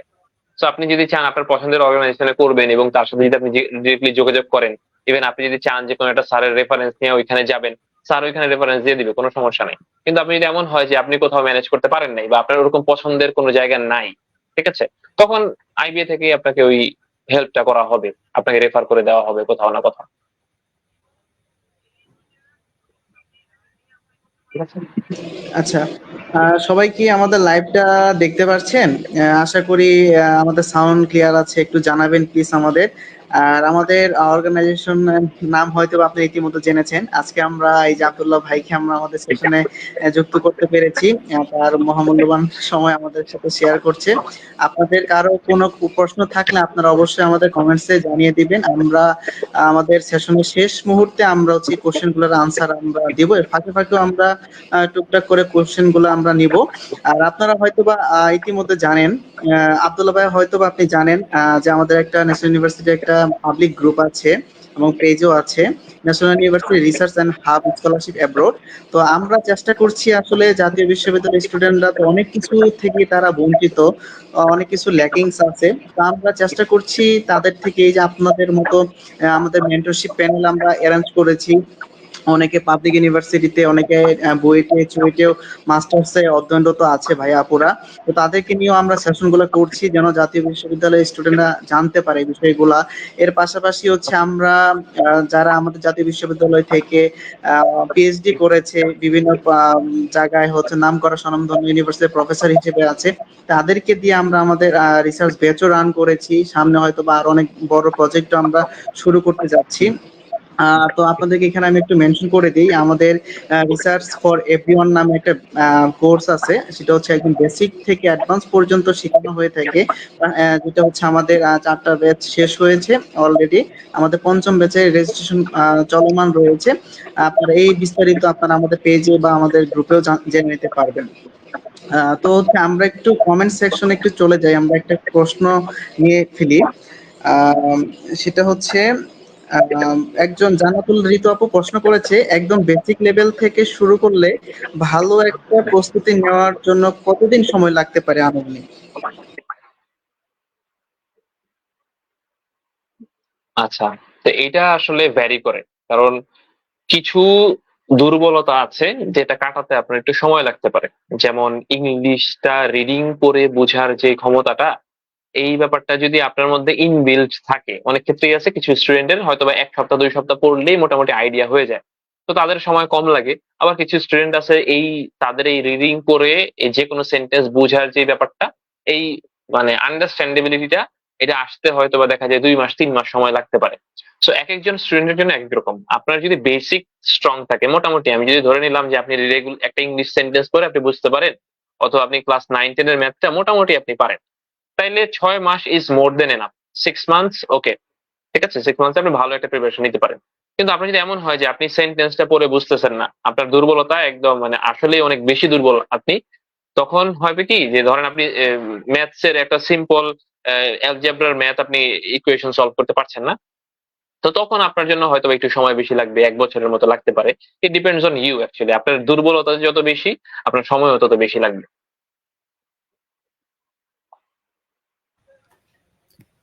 জি ভাইয়া, অসংখ্য ধন্যবাদ ভাইয়া। আশা করি আপু উত্তর পেয়েছেন। ভাই, আমার একটা কোশ্চেন ছিল যে আইবিএ তে পড়াশোনার যে খরচ সেটা কেমন, এবং হুম টিউশন হুম। ফি প্রতি সেমিস্টারে কত করে নেওয়া হয়? আচ্ছা, এটা হচ্ছে টোটাল 1,20,000-এর মতো যায়। এটা হচ্ছে আপনি ইয়ারলি পে করতে হয়। আপনি ভর্তির সময় ক্লোজ টু 60,000 লাগে, ঠিক আছে, 58,000 সামথিং এরকম আর কি লাগে, 60,000-এর মতো লাগে। আবার সেকেন্ড ইয়ারের শুরুতে আপনি আবার 60,000 দেবেন বা 50,000 দেবেন, ঠিক আছে। এখন কেউ যদি হয় যে আপনি ফুল টাইমে জয়েন করলে, ফুল টাইমে জয়েন করার পরে আপনি 10, টোটাল তো 20টা কোর্স, তো আমরা 20টা কোর্স হচ্ছে 2 বছরে 10টা করে 20টা শেষ হয়ে যায়। কিন্তু আমি করেছি যে আমি 1 বছর এমবিএ করার পরে এখন আমি একটা জবে ঢুকলাম, তো আমি তো এখন ফুল টাইম করতে পারবো না, আমি তো পার্ট টাইমে সুইচ করতে হবে। তো ফুল টাইম থেকে পার্ট টাইমে যদি আমি সুইচ করি, তখন তো আমি আর ওই 10টা কোর্স আমি 1 বছরে শেষ করতে পারবো না, তখন তো আমার একটু সময় বেশি লাগবে। তো দেখা যায় তখন তা আমার শেষ করতে হয়তো বা 3 বছর, 3.5 বছর লাগবে। তো দেখা যায় প্রত্যেক বছরের শুরুতে আপনার 50,000 বা 55,000 এরকম টাকা লাগবে। তো আপনি যদি ওই কোর্স গুলো শেষ করতে 2 বছরে শেষ করতে পারেন, তাহলে আপনি 1,20,000-এর মধ্যে শেষ করে ফেলতে পারবেন। আর যদি আপনার হয় যে না, আপনি পার্ট টাইমে সুইচ করে কোর্স কম নিয়ে পার্ট টাইমে সুইচ করলেন এবং এটা 3 বছরে শেষ করলেন, তখন আপনার ওই 50,000 টাকা বেশি লাগবে বা এরকম কিছু। I hope it's clear. জি জি ভাইয়া, ধন্যবাদ ভাইয়া। ভাইয়া, আরেকটা প্রশ্ন ছিল যে জাতীয় বিশ্ববিদ্যালয়ের শিক্ষার্থীরা যে আইবিএ তে ভর্তি হওয়ার পর যে একাডেমিক অ্যাডজাস্টমেন্ট এর ক্ষেত্রে কোন কোন চ্যালেঞ্জের মুখোমুখি হয়? আমার কাছে মনে হয় মেইন চ্যালেঞ্জটা হচ্ছে আহ মানুষের সাথে মানিয়ে নেওয়া বলতে অনেকের ক্ষেত্রে এই জিনিসের সমস্যা নেই, যেমন আমার ক্ষেত্রে কোনো সমস্যা হয় নাই, কারণ আমার কাছে আমি একটু মানুষের সাথে মিশতে পারি ভালো, হয়তোবা এই জন্য হয়তোবা আমার সাথে কোনো সমস্যা হয় নাই। বাট অনেকে এমন হইতে পারে যে ইন্ট্রোভার্ট হইতে পারে, কারণ জাতীয় বিশ্ববিদ্যালয়ের স্টুডেন্টদের মধ্যে কিছুটা হীনমন্যতা থাকে, এটাই স্বাভাবিক, ঠিক আছে। কারণ সমাজ আমাদেরকে এটাই শিখায় যে মানে আমাদের মধ্যে কিছু নাই বা এরকম, ঠিক আছে, আমরা হয়তো দুর্বল স্টুডেন্ট। তো এই সব চিন্তা ভাবনা থেকে অনেকেই আছে যে এই চিন্তাটা মাথার মধ্যে ঢুকে যায়। তো আপনি যদি মাথা থেকে এই জিনিসটা বের করতে না পারেন, তাহলে আপনার জন্য একটু সময় লাগতে পারে, বাট আমার মনে হয় না ওইটা কোনো বড় একটা ইস্যুস। কারণ আপনি যখন এত ভালো একটা ভাইভা দিয়ে আপনি চান্স পাবেন, আপনার ওই কনফিডেন্স অটোমেটিক্যালি ওই জিনিসটা পাবেন যে যেহেতু আমি আইবিএ তে চান্স পাইছি, সো আমার মধ্যে আলহামদুলিল্লাহ ওই যোগ্যতাটা আছে, ঠিক আছে। সো আমার মনে হয় না ওইটাতে এরকম কোনো ইস্যুস তৈরি হবে। এছাড়া আর কোনো ব্যারিয়ার্স বা কোনো ইস্যুস আমি দেখছি না, সবাই ইকুয়ালি ট্রিটেড হয়। সবাই এমন না যে আপনাকে আলাদাভাবে কেউ ট্রিট করবে, এমন না, সবাই খুবই হেল্পফুল। আইবি এর মোস্ট মানে সবচেয়ে ভালো যে জিনিসটা হচ্ছে সেটা হচ্ছে এটার পিপল ডাইভার্স প্লেস থেকে আসবে, কেউ প্রাইভেট থেকে আসবে, কেউ পাবলিক থেকে আসবে, কেউ হয়তো দেখা যায় যে ইন্ডিয়া বা চায়নাতে গ্রাজুয়েশন কমপ্লিট করছে এমন স্টুডেন্টও পাবেন, কেউ এরোনটিক্যাল ইঞ্জিনিয়ারিং করে আসছে তারাও পাবেন, কেউ মার্কেটিং করে আসছে এমন স্টুডেন্ট পাবেন, কেউ লেদার ইঞ্জিনিয়ারিং করে আসছে তারাও পাবেন। সবাই ডাইভার্স। আপনি যেমন চিন্তা করতেছেন যে আপনি একাই আলাদা, এরকম না, এরকম বিভিন্ন জায়গা থেকে বিভিন্ন ধরনের মানুষ আসে, ঠিক আছে। সো এখানে সবাই মানে ইকুয়ালি বৈচিত্র্যময় আর কি, ঠিক আছে। তো এটা কোনো ইস্যুস হবে না ইনশাল্লাহ। জি ভাই, জি ভাই, একজন আপু কমেন্ট করেছিল যে ইংরেজি এবং গণিতের দুর্বলতা কাটিয়ে ওঠার ক্ষেত্রে যে জাতীয় বিশ্ববিদ্যালয়ের শিক্ষার্থীদের কি কি ধরনের পদক্ষেপ নেওয়া উচিত বর্তমান আচ্ছা, সময়ে? প্রথমে আমি ইংলিশেরটা বলি, তারপর ম্যাথসেরটা বলছি। ইংলিশে আপনি আজকে থেকে দুইটা জিনিস করতে হবে। এক, রেগুলার কমপক্ষে 2 ঘন্টা আপনার ইংলিশ রিডিং করতে হবে। ইংলিশ রিডিংটা এমন না যে শুধু আমি চোখ গুলায় পড়ে গেলাম, ব্যাপারটা এরকম না। আপনার কাজ হচ্ছে একটা সেন্টেন্স পড়ে আপনি বুঝছেন কিনা। যদি আপনি সেন্টেন্সের অর্থটা বুঝেন, আপনার প্রত্যেকটা শব্দের অর্থ আপনার বোঝাটা ম্যান্ডেটরি না। এমন অনেক ক্ষেত্রে হয় যে আমি প্রত্যেকটা শব্দের অর্থ আমি পুঙ্খানুপুঙ্খ রূপে জানি না, বাট আমি সেন্টেন্সটার মিনিংটা আমি আঁচ করতে পারছি যে এই জিনিসটা বলছে, তাইলেই না, ঠিক আছে। এইভাবে করে আপনি কমপক্ষে 2 ঘন্টা রিডিং করবেন, এটা হচ্ছে আপনার ফার্স্ট কাজ। আপনি রিডিং করতে গেলে আপনি অনেক ওয়ার্ড পাবেন যেগুলো আপনি জানেন না। ধরেন আপনি 5 লাইনের একটা প্যারাগ্রাফের মধ্যে হয়তো আপনি 20টা নতুন ওয়ার্ড পাবেন, তো আপনি কি করবেন, 20টাই আপনি নতুন করে নোট করার দরকার নেই, আপনি 10টা নোট করবেন আর 10টা ছেড়ে দিবেন। কারণ আপনি যদি প্রত্যেকটা লাইনে লাইনে খুঁইটা ওয়ার্ড বের করতে যান, তাহলে আপনি 10 মিনিট 15 মিনিট পড়ার পরে আপনি পড়ার আগ্রহটা হারায় ফেলবেন, ঠিক আছে। তো আপনার আগ্রহটাও ধরে রাখতে হবে। এই জন্য আপনি 20টা ওয়ার্ড পাইলেন, আপনি 10টাকে টার্গেট করেন যে আমি এই 10টা ওয়ার্ড আজকে শিখবো। এই 10টা ওয়ার্ড নোট ডাউন করেন, এই 10টা ওয়ার্ডের মিনিং আপনি জানেন, এবং এই 10টা ওয়ার্ড দিয়ে 10টা সেন্টেন্স লিখেন, ঠিক আছে। এইভাবে করে রেগুলার আপনি 2 ঘন্টা রিডিং করতে হবে, একদম মানে রেগুলার বলতে রেগুলার। আপনি 2 ঘন্টার বেশি পারলে পড়েন, ঈদের দিনও মিস নাই, এরকম যেতে হয়। ঠিক আছে, এটা হচ্ছে প্রথম কাজ। ঠিক আছে, সেকেন্ড হচ্ছে আপনার যে ভোকাবুলারি গুলো আপনি নোট ডাউন করবেন, প্লাস ওয়ার্ড স্মার্ট 1-2 একটা বই আছে, ওই ওয়ার্ড স্মার্ট 1-2 এর জাস্ট পার্ট 1টা আপনি প্রত্যেকদিন 5টা ওয়ার্ড করে শিখেন।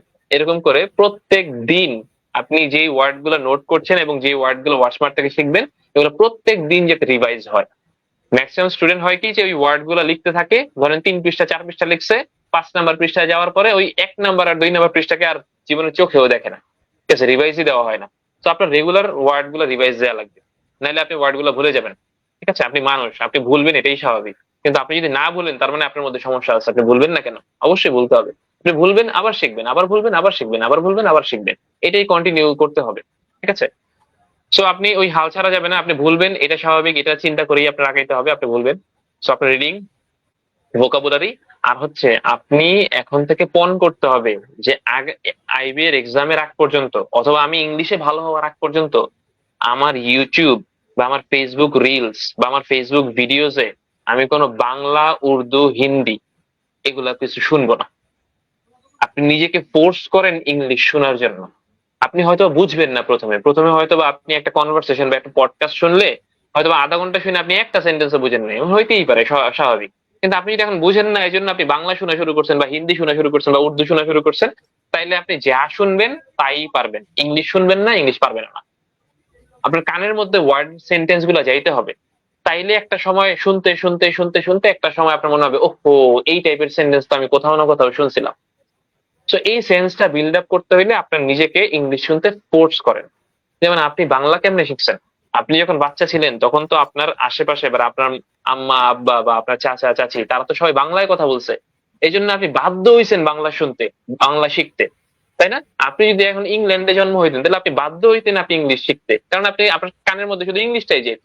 শুনতে শুনতে শুনতে শুনতে অটোমেটিক আপনি শিখে ফেলছেন, রাইট, বাংলাটা। ঠিক তেমনি আপনার ইংলিশটাও এরকম ভাবেই ডেভেলপ করতে হবে, ইংলিশটা শুনতে শুনতে শুনতে শুনতে অটোমেটিক্যালি ডেভেলপ হবে। তো এই 3টা কাজ যে করবে, regular regular reading, regular vocabulary revise দেওয়া, আর রেগুলার ইংলিশ শোনা, ঠিক আছে, এই 3টা যে করবে ইনশাআল্লাহ আমার মনে হয় সে ইংলিশ আটকাবে না। মানে একটা হয়তো একটু সময় লাগতে পারে, 2 মাস 3 মাস, বাট বড় ধরনের একটা চেঞ্জ আপনি দেখতে পারবেন।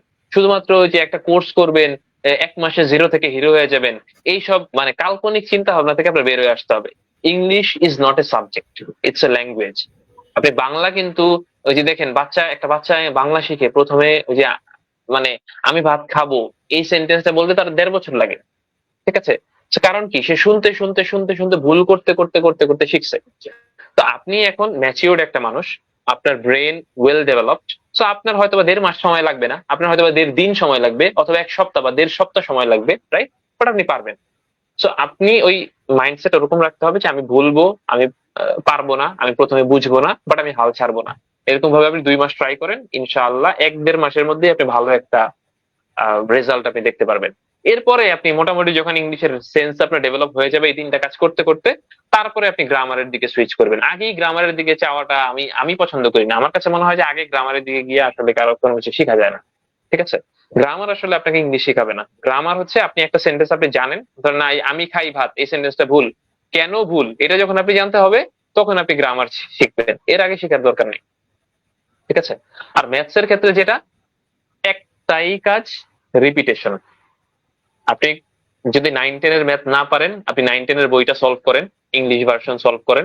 আপনি যদি 9-10 এর ম্যাথ মোটামুটি পারেন, ঠিক আছে, তাইলে আপনি কোশ্চেন ব্যাংক সলভ করা শুরু করেন। কোশ্চেন ব্যাংকের প্রত্যেকটা চ্যাপ্টারে ধরেন হয়তো বা আছে 60, 70, 90, 100টা করে অঙ্ক আছে।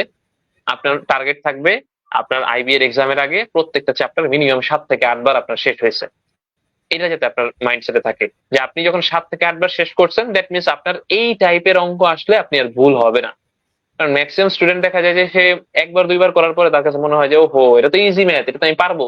পরীক্ষার হলের যে একটা প্রেশার, পরীক্ষার হলের যে একটা টেনশন, এটাতে আপনি অঙ্কটা ভুল করবেন, স্বাভাবিক, ঠিক আছে। তো এই জন্য বারবার রিপিট করতে হবে। ম্যাথস এর একমাত্র সলিউশন হচ্ছে বারবার রিপিট করা। এখন আপনার যদি থাকে যে না আমার 9-10 এর ম্যাথসে দুর্বলতা আছে, তাহলে আমি আপনাকে সাজেস্ট করবো যে আমি যেটা করেছিলাম যে আপনি 9-10 এর একটা স্টুডেন্টকে পড়ান। যদি আপনি মানে টিউশন করার সময় থাকে তাহলে আপনি পড়ান, একটা স্টুডেন্টকে পড়ান, দরকার হলে ফ্রি পড়ান, কিন্তু মেক শিওর করেন যে ওই স্টুডেন্টটা আসলেই শিখতে চায়।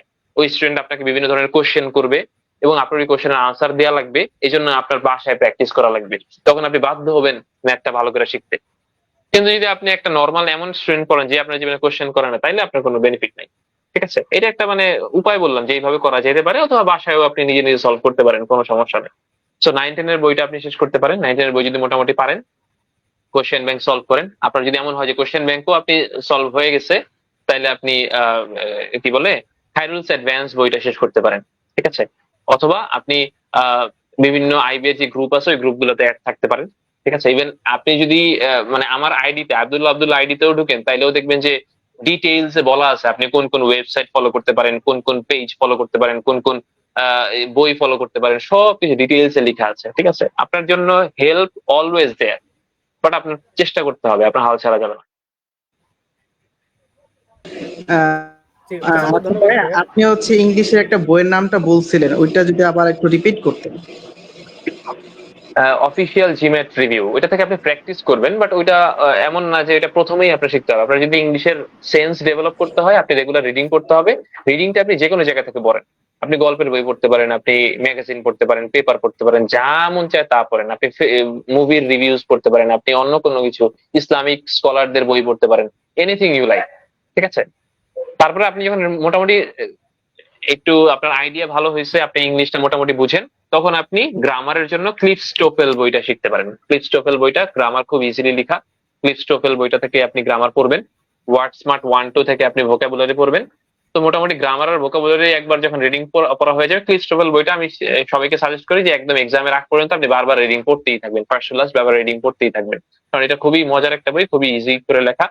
এটা পড়া হইলে আপনি প্র্যাকটিস মানে কোয়েশ্চেন প্র্যাকটিস করবেন, হচ্ছে আপনি কোয়েশ্চেন ব্যাংক থেকে কোয়েশ্চেন প্র্যাকটিস করবেন। আর হচ্ছে অফিসিয়াল জিমেট রিভিউর যে বইটা আছে 14th এডিশন, ওই বইটা থেকেও আপনি প্র্যাকটিস করতে পারেন।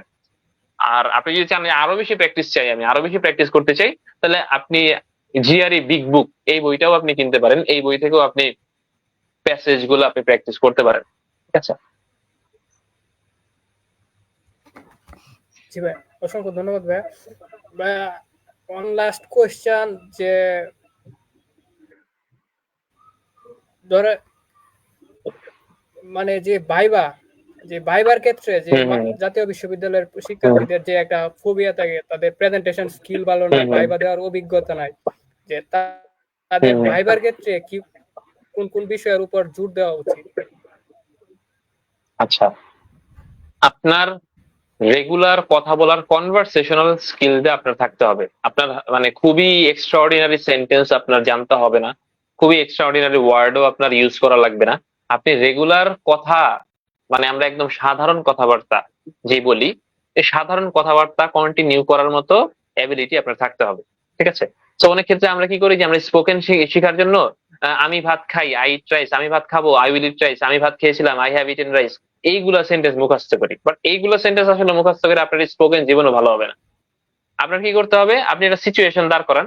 ঠিক আছে, আপনি অনেকের আছে এমন আছে যে প্রোনাউন্সিয়েশন নিয়ে বেশি চিন্তা করে। যখন আমরা স্পোকেন শিখতে যাই, আমরা প্রোনাউন্সিয়েশন নিয়ে মানে উচ্চারণ ঠিক হচ্ছে কিনা এটা নিয়ে বেশি প্যারা খাই। উচ্চারণ নিয়ে আপনি বদার্ড হওয়ার দরকার নেই, আপনি আগে সেন্টেন্স কারেক্ট করেন। সেন্টেন্স কারেক্ট করার জন্য আপনি পডকাস্ট শুনেন। ঠিক আছে, পডকাস্ট মানে হচ্ছে যখন রিভিউ মানে টক শো গুলা হয়, ঠিক আছে, ইংলিশ টক শো গুলা শুনেন। ঠিক আছে, টক শো গুলা শুনলে আপনি বুঝতে পারবেন যে কোশ্চেন কিভাবে করতেছে, কোশ্চেনের আনসার গুলো কিভাবে দিচ্ছে। ঠিক আছে, আবার ইউটিউবের অনেক ভিডিওস আছে যে বিভিন্ন ফ্রেজ এন্ড ইডিয়মস ব্যবহার করা যেতে পারে, ওইগুলো দেখতে পারেন। ইউটিউব বা ফেসবুকের যে রিলস গুলো আছে ওইগুলো থেকে আপনি কনভারসেশন গুলো শিখতে পারেন। এবং যখন আপনি একটা পডকাস্ট দেখবেন, পডকাস্ট দেখার সাথে সাথে একটা সেন্টেন্স যখন সে বলবে, ওইটা আপনি নিজে নিজে মুখে মুখে বলার চেষ্টা করেন। ঠিক আছে, নিজে নিজে মুখে মুখে বলে দেখেন যে ও এইভাবে বলছে, এই সেন্টেন্সটা আমি বললে কিরকম শোনায়। আয়নার সামনে বলেন বা আপনি নিজে বলেন, একটু সাউন্ড করে বলেন যাতে আপনার কান পর্যন্ত যায়। কারণ অনেক ক্ষেত্রেই হয় যে আমরা সবকিছু মনে মনে বলি, মনে মনে বলার পরে যখন আমি কারো সামনে যখন বলতে যাই, তখন আমার নিজের ভয়েসই নিজের কাছে অপরিচিত মনে হয়, তখন আমরা কনফিডেন্স হারায় ফেলি। এই জন্য আপনি চেষ্টা করবেন যে আপনি যখন নিজে নিজের মুখে মুখে চেষ্টা করবেন, তখন আপনার সাউন্ডটা যাতে আপনার কান পর্যন্ত যায়। আপনি ওই যে পডকাস্টে একটা লাইন দেখবেন বা একটা মুভির মধ্যে একটা লাইন দেখছেন বা একটা ভিডিওজ এর মধ্যে একটা লাইন দেখছেন, আপনি পজ করেন, পজ করে সেম লাইনটা সেম ভাবে বলার চেষ্টা করেন। ঠিক আছে, তো এইভাবে আস্তে আস্তে একটু সময় হয়তো বা লাগতে পারে, বাট আস্তে আস্তে আপনি ডেভেলপ করবেন। রেগুলার আপনার একটু 30 মিনিটসের একটা সেশন রাখেন, যে এই 30 মিনিটস আমি আজকে সারাদিনে আমি কি কি করছি এই ব্যাপারে আমি আয়নার সামনে আমি 5 মিনিট কথা বলবো। ঠিক আছে, এইভাবে আপনি নিজেকে ইমপ্রুভ করতে পারেন। বাট ওই যে শুধুমাত্র মুখস্থ করে যদি আমি 10টা লাইন মুখস্থ করে গেলাম, ওই 10টা লাইনই আমি ব্যবহার করবো, ব্যাপারটা এরকম এরকম করে আসলে পসিবল না। জি ভাইয়া, অসংখ্য ধন্যবাদ ভাইয়া। ভাইয়া, ওয়ান লাস্ট কোয়েশ্চেন। আইবিএর ভর্তির ক্ষেত্রে অনেক প্রকার যে জালিয়াতি বা প্রতারণামূলক অনেক কিছুই সোশ্যাল মিডিয়ায় ইদানিং ঘুরতেছে, তো সেটা থেকে কিভাবে সাবধান থাকা যায় বা সাবধান থাকা উচিত আমাদের? আইবি এর এক্সামে কখনোই এরকম, মানে আজ পর্যন্ত আইবি এর ইতিহাসে কখনোই কোনো কোয়েশ্চেন লিক হয় নাই, কখনোই কেউ আনফেয়ার মিন্স করে পার পায়নি, আমার জানা মতে নাই। এবং ইভেন টিচারদের মুখেও এটাই শোনা যে 57 ইয়ার্স এর মানে যতদিন তারা ছিল আর কি, ইতিহাসে কখনোই আইবি এর কোয়েশ্চেন লিক হয় নাই। ঠিক আছে, সো আপনি এতটুকু নিশ্চয়তা আপনার মানে মাথার মধ্যে রাখেন যে আপনি ন্যাশনাল ইউনিভার্সিটিতে আসছেন বা কোত্থেকে আসছেন, it doesn't matter, they don't care about it, they just care about your exam performance. আপনি এক্সামে কি পারফরমেন্স করলেন, আপনি ভাইভাতে কি পারফরমেন্স করলেন, ওটার উপরে আপনাকে জাজ করা হবে। আপনার ব্যাকগ্রাউন্ড তারা দেখবেও না, ইভেন ভাইভার সময় তারা হয়তো বা তাদের সামনে এটা থাকবেও না যে আপনি কোন ব্যাকগ্রাউন্ডের। তারা হয়তো আপনাকে জিজ্ঞেস করতে পারে আপনি কোথেকে আসছেন বা এটা সেটা। যেমন আমার জিজ্ঞেস করছিল যে মানে কোন ইউনিভার্সিটি থেকে পড়াশোনা করছে, আমি বলছি ন্যাশনাল ইউনিভার্সিটি, পরে বলছে কোন কলেজ, পরে আমি কলেজের নাম বলছি। তো এইভাবে আসলে তারা আসলে কখনোই এই ব্যাপারটাতে আলাদা করে দেখে না যে এই স্টুডেন্টটা ন্যাশনাল ভার্সিটি থেকে আলাদা পরে আসছে এই জন্য ওরা আলাদাভাবে দেখবে, এরকম না। আপনি রিটেনে টিকছেন, দ্যাট মিনস রিটেনে যেই 180 জন টিকছে সবাই ইকুয়াল, সবাইকে ইকুয়াল অপরচুনিটি তারা দিবে। ঠিক আছে, ইভেন ভাইবার সময় আপনার রিটেনের মার্কও থাকে না। যেমন একজন রিটেনে হয়তো বা 75-এ 70 পাইছে, আরেকজন হয়তো বা 40 পায়া পাশ করছে। তো ভাইবার সময় যদি তার হাতে এটা থাকে, তাহলে তো সে বায়াসড হয়ে যাবে না? তার মাথার মধ্যে একটা বায়াস চিন্তা ভাবনা আসবে যে ও 70 পাইছে, ওই স্টুডেন্টটা ভালো। ঠিক আছে, এই চিন্তাও যাতে তাদের মাথার মধ্যে না আসে, এই জন্য রিটেনের মার্কও তাদের হাতে থাকে না। ঠিক আছে, তাদের কাছে সবাই ইকুয়াল। সো এখানে আপনি এক্সট্রা ভাবে কোনো হেল্প পাওয়ার কোনো চান্স নাই, আপনার যোগ্যতা আপনাকে ভাইয়া, সাপোর্ট অসংখ্য করবে। জি ভাইয়া, থ্যাংক ইউ। ধন্যবাদ ভাইয়া। ভাইয়া একটা কমেন্ট ছিল, ভাইয়া কমেন্ট করেছে যে প্রাইভেট ইউনিভার্সিটিতে সে থার্ড ইয়ার স্টুডেন্ট, তার ভবিষ্যৎ পরিকল্পনা আছে যে এমবিএ এক্সাম দেওয়া, তার কোন সেমিস্টার থেকে তার প্রিপারেশন নেওয়া শুরু করা উচিত? আমার সাজেশন থাকবে আপনি একাডেমিক পড়াটা আপনি খারাপ করবেন না। আপনার টার্গেট থাকবে আপনার একাডেমিক পড়াটা ভালো করার। তো একাডেমিক পড়ার পাশাপাশি আপনার হাতে যথেষ্ট সময় থাকে ভোকাবুলারি পড়ার, আপনার হাতে যথেষ্ট সময় থাকে ইংলিশ একটা বই পড়ার, আপনার হাতে যথেষ্ট সময় থাকে আপনি কোশ্চেন ব্যাংক খুলে 5টা ম্যাথ সলভ করার। ঠিক আছে, তো আমি আপনাকে বলবো যে আপনার ফার্স্ট প্রায়োরিটি হচ্ছে আপনার একাডেমিক পারফরমেন্স, আপনার একাডেমিক রেজাল্ট ভালো করতে হবে। আপনার একাডেমিক রেজাল্ট ভালো করার পাশাপাশি সারাদিনের মধ্যে হাফ এন আওয়ার বা 30 মিনিটস 40 মিনিটস 50 মিনিটস আপনি এই কয়েকটা ম্যাথ সলভ করতে পারেন। আপনি যখন ধরেন এন্টারটেইনমেন্টের জন্য আপনি রিলস গুলো দেখতেছেন, আপনি ইংলিশ গুলো দেখেন, আপনি ইউটিউবে ভিডিওস দেখতেছেন, আপনি ইংলিশ গুলো দেখেন। ঠিক আছে, সো এইভাবে করে আপনি হয়তোবা আইবি এর জন্য প্রিপারেশন নেওয়া শুরু করেন নাই, বাট এই যে এন্টারটেইনমেন্টের জন্য যেই কাজগুলো করতেছেন এর মাধ্যমে আপনার ইংলিশটা ডেভেলপ হয়ে যেতেছে। সো আনইনটেনশনালি আপনি আইবি এর প্রিপারেশন অলরেডি নেওয়া শুরু হয়ে গেছে। ঠিক আছে, সো এইভাবে আপনি এই কাজটা করলে হবে কি যে আপনার একাডেমিক পড়াও ঠিক থাকলো, আপনার এন্টারটেইনমেন্ট বা আপনার মাথার মধ্যে অত বেশি প্রেশারও পড়লো না, আবার আইবি এর জন্য আপনি পড়াশোনাও আগায় গেলেন। ঠিক আছে, এভাবে মানে আপনার একাডেমিক পড়ার পাশাপাশি টুকটাক শুরু করে দেন, যেহেতু আপনি থার্ড ইয়ারে আছেন। তো আপনি হালকা পাতলা টুকটাক শুরু করে দেন, কারণ আপনি চাইলে ফোর্থ ইয়ারের পরেও শুরু করতে পারেন, এটাতে কোনো বাধা নেই। কিন্তু ওই রিস্কটা কেন নিবেন? ঠিক আছে, যেহেতু আপনার সময় আছে, আপনি প্রত্যেকদিন আধা ঘন্টা করে দেওয়া তো খুব মানে কষ্টকর কিছু না। আপনি দেন আধা ঘন্টা করে সময় দেন ভোকাবুলারির জন্য বা রিডিং করার জন্য, এই তো।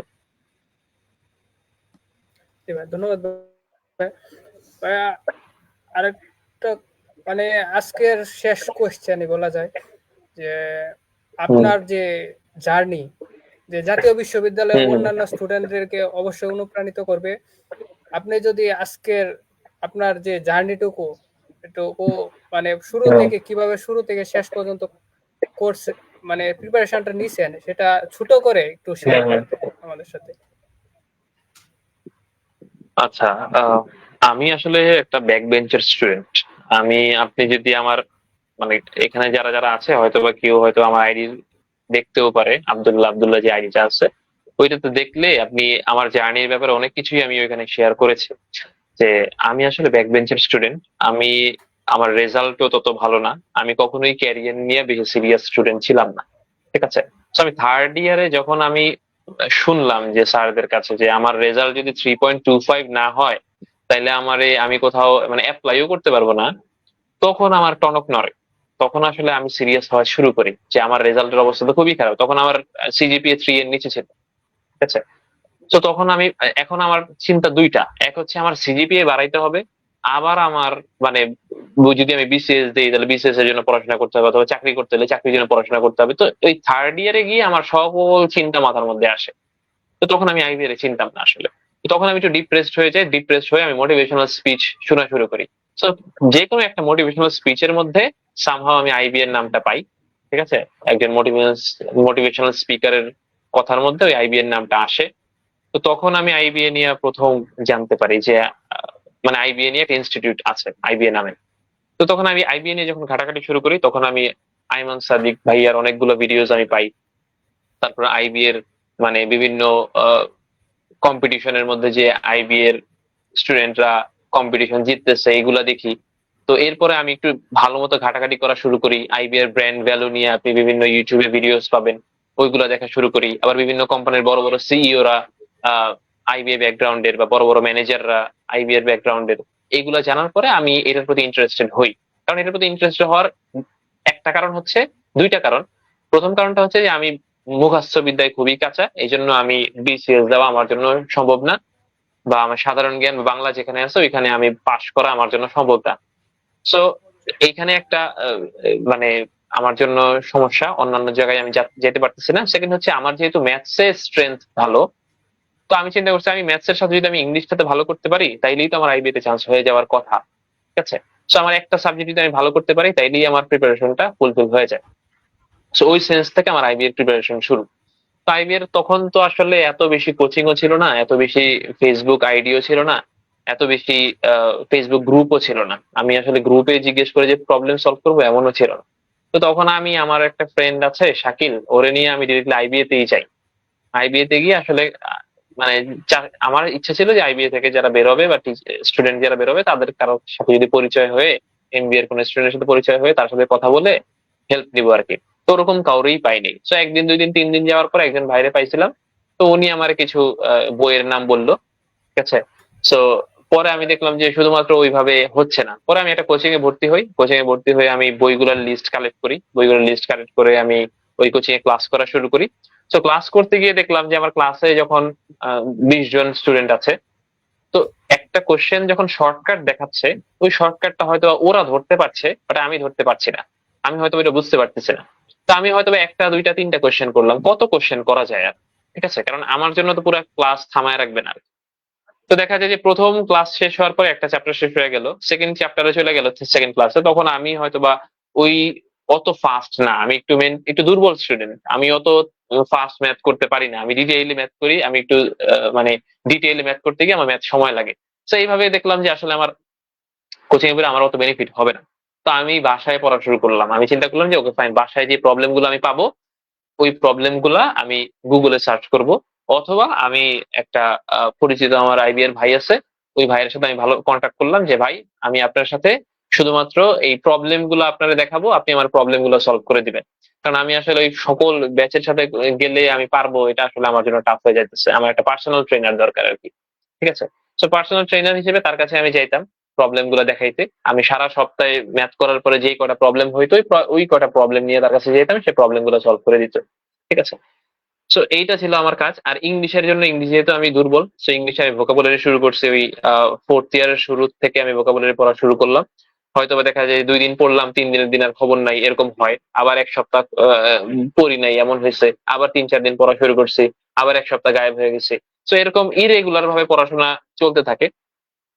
ঠিক আছে, তো যখন এই এক্সাম সামনে চলে আসলো, যখন আমি দেখলাম কি বলে মক টেস্ট দেওয়া শুরু করলাম, তখন আসলে একটা বড় ধরনের ধাক্কা খেলাম যে মক টেস্টে দেখা যাচ্ছে আমি 40-50 এর মধ্যেও নাই।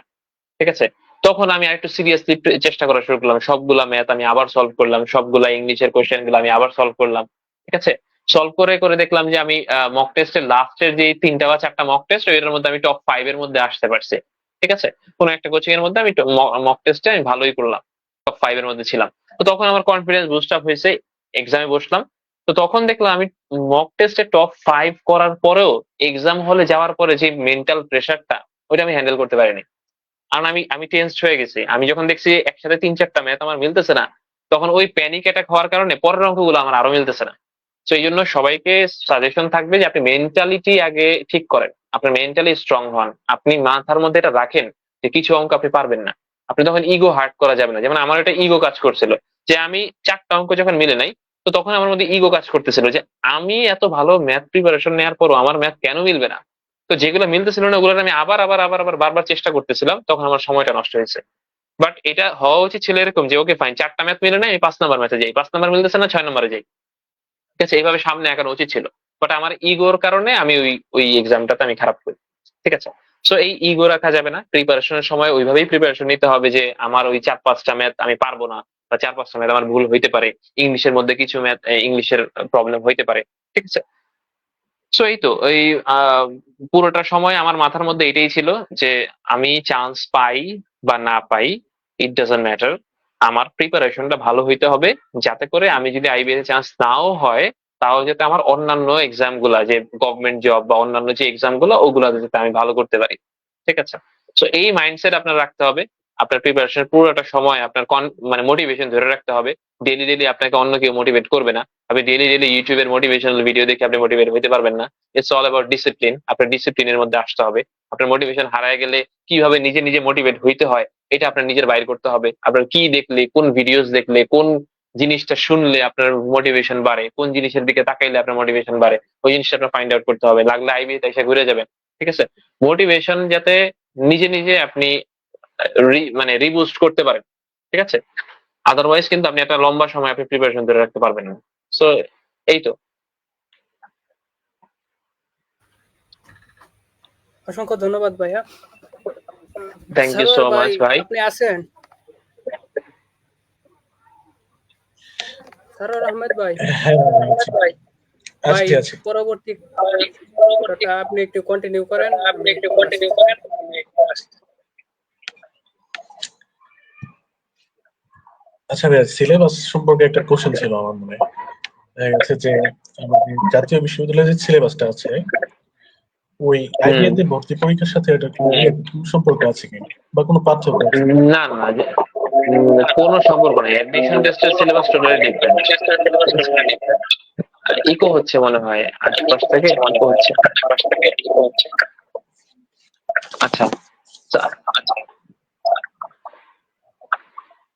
আরে এখন ঠিক আছে? এখন হ্যাঁ ঠিক আছে মনে হয়। আচ্ছা, না এখন ইকো হচ্ছে, সরি।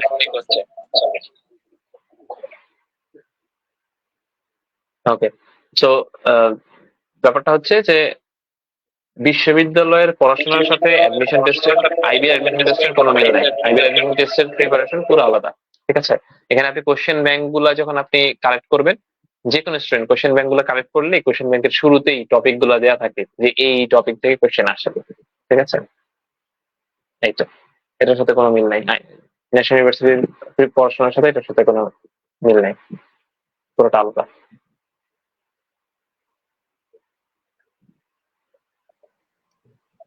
আচ্ছা ভাই, অসংখ্য ধন্যবাদ আপনাকে। দেখতে ওকে দেখতে ভাই। আমাদের শেষ পর্যায়ে চলে আসছি। আপনাকে অনেক ধন্যবাদ। আমার মহামূল্যবান সময় দিয়ে thank you so much for আলোচনা করার ইনভাইটিং মি। জন্য।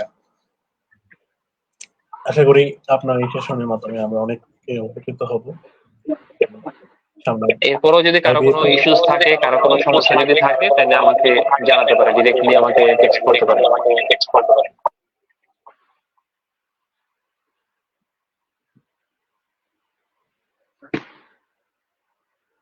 তাহলে কি এখন শেষ করা যায়? রাকিবুল ভাই কি আছেন?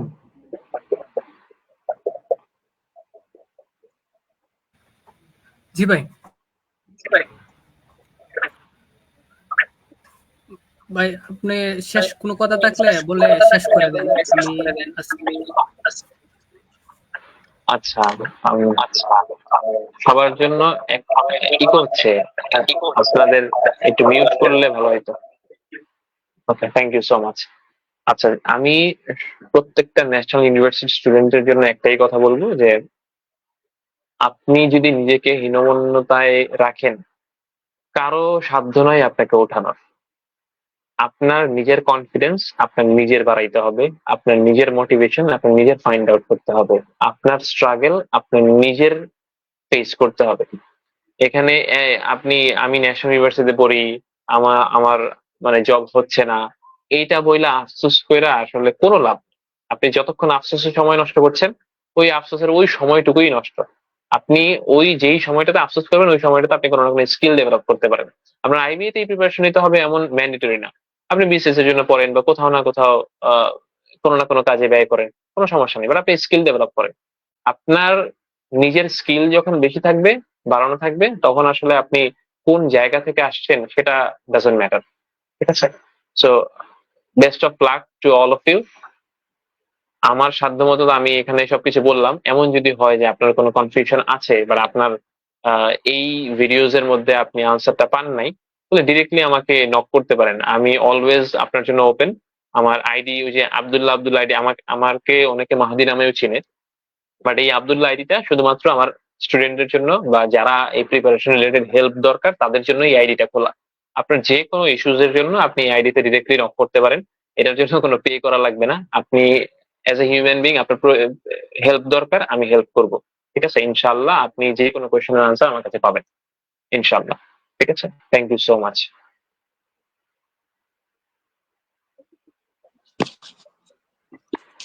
ঠিক আছে ভাই, আপনাকে অনেক অনেক ধন্যবাদ আপনার এই থ্যাংক মহামূল্যবান ইউ সো সময় মাচ। দিয়ে আমাদেরকে গুরুত্বপূর্ণ একটা আলোচনা দেওয়ার জন্য, ব্যবহার করার জন্য। অবশ্যই আমরা এর মাধ্যমে অনেকে উপকৃত হব। আর ইনশাআল্লাহ। অনেকেরই যে ঘোরটা আছে, মানে অনেকেই আর কি, আমরা যে ন্যাশনাল ইউনিভার্সিটি স্টুডেন্ট আছি, অনেকেই চিন্তা করে যে আমার দ্বারা আসলে কিছু হবে না, আইবিএ তো অনেক কিছু, এটা আমি পারবই না, এরকম অনেকে আমার ফ্রেন্ডরা অনেকে বলে আর কি। তো ওদের যে অবস্থা, আজকে যে সেশনটা হলো, আশা করি এর মাধ্যমে এইসব অনেকের যে প্রশ্নগুলো আছে এর উত্তর ওরা পেয়ে যাবে। আপনাকে অনেক অনেক ধন্যবাদ। ইনশাআল্লাহ। মহামূল্যবান থ্যাংক ইউ সো মাচ সময়টা ভাই। দিয়ে আমার ওকে, ঠিক আছে।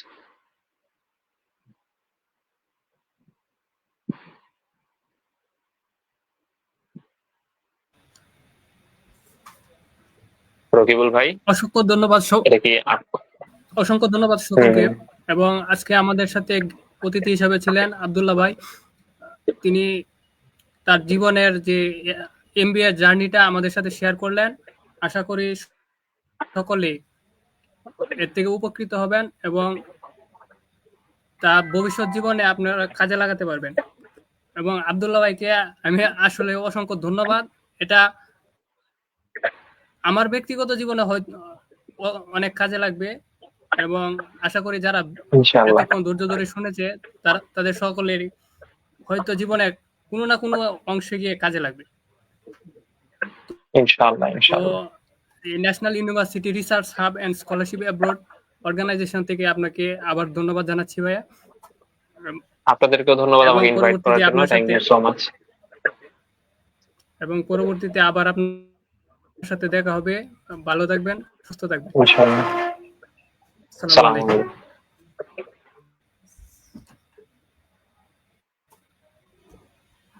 তাহলে ভাই আমরা সেশনটা এখানেই শেষ করে দিচ্ছি। ওকে, ঠিক আছে।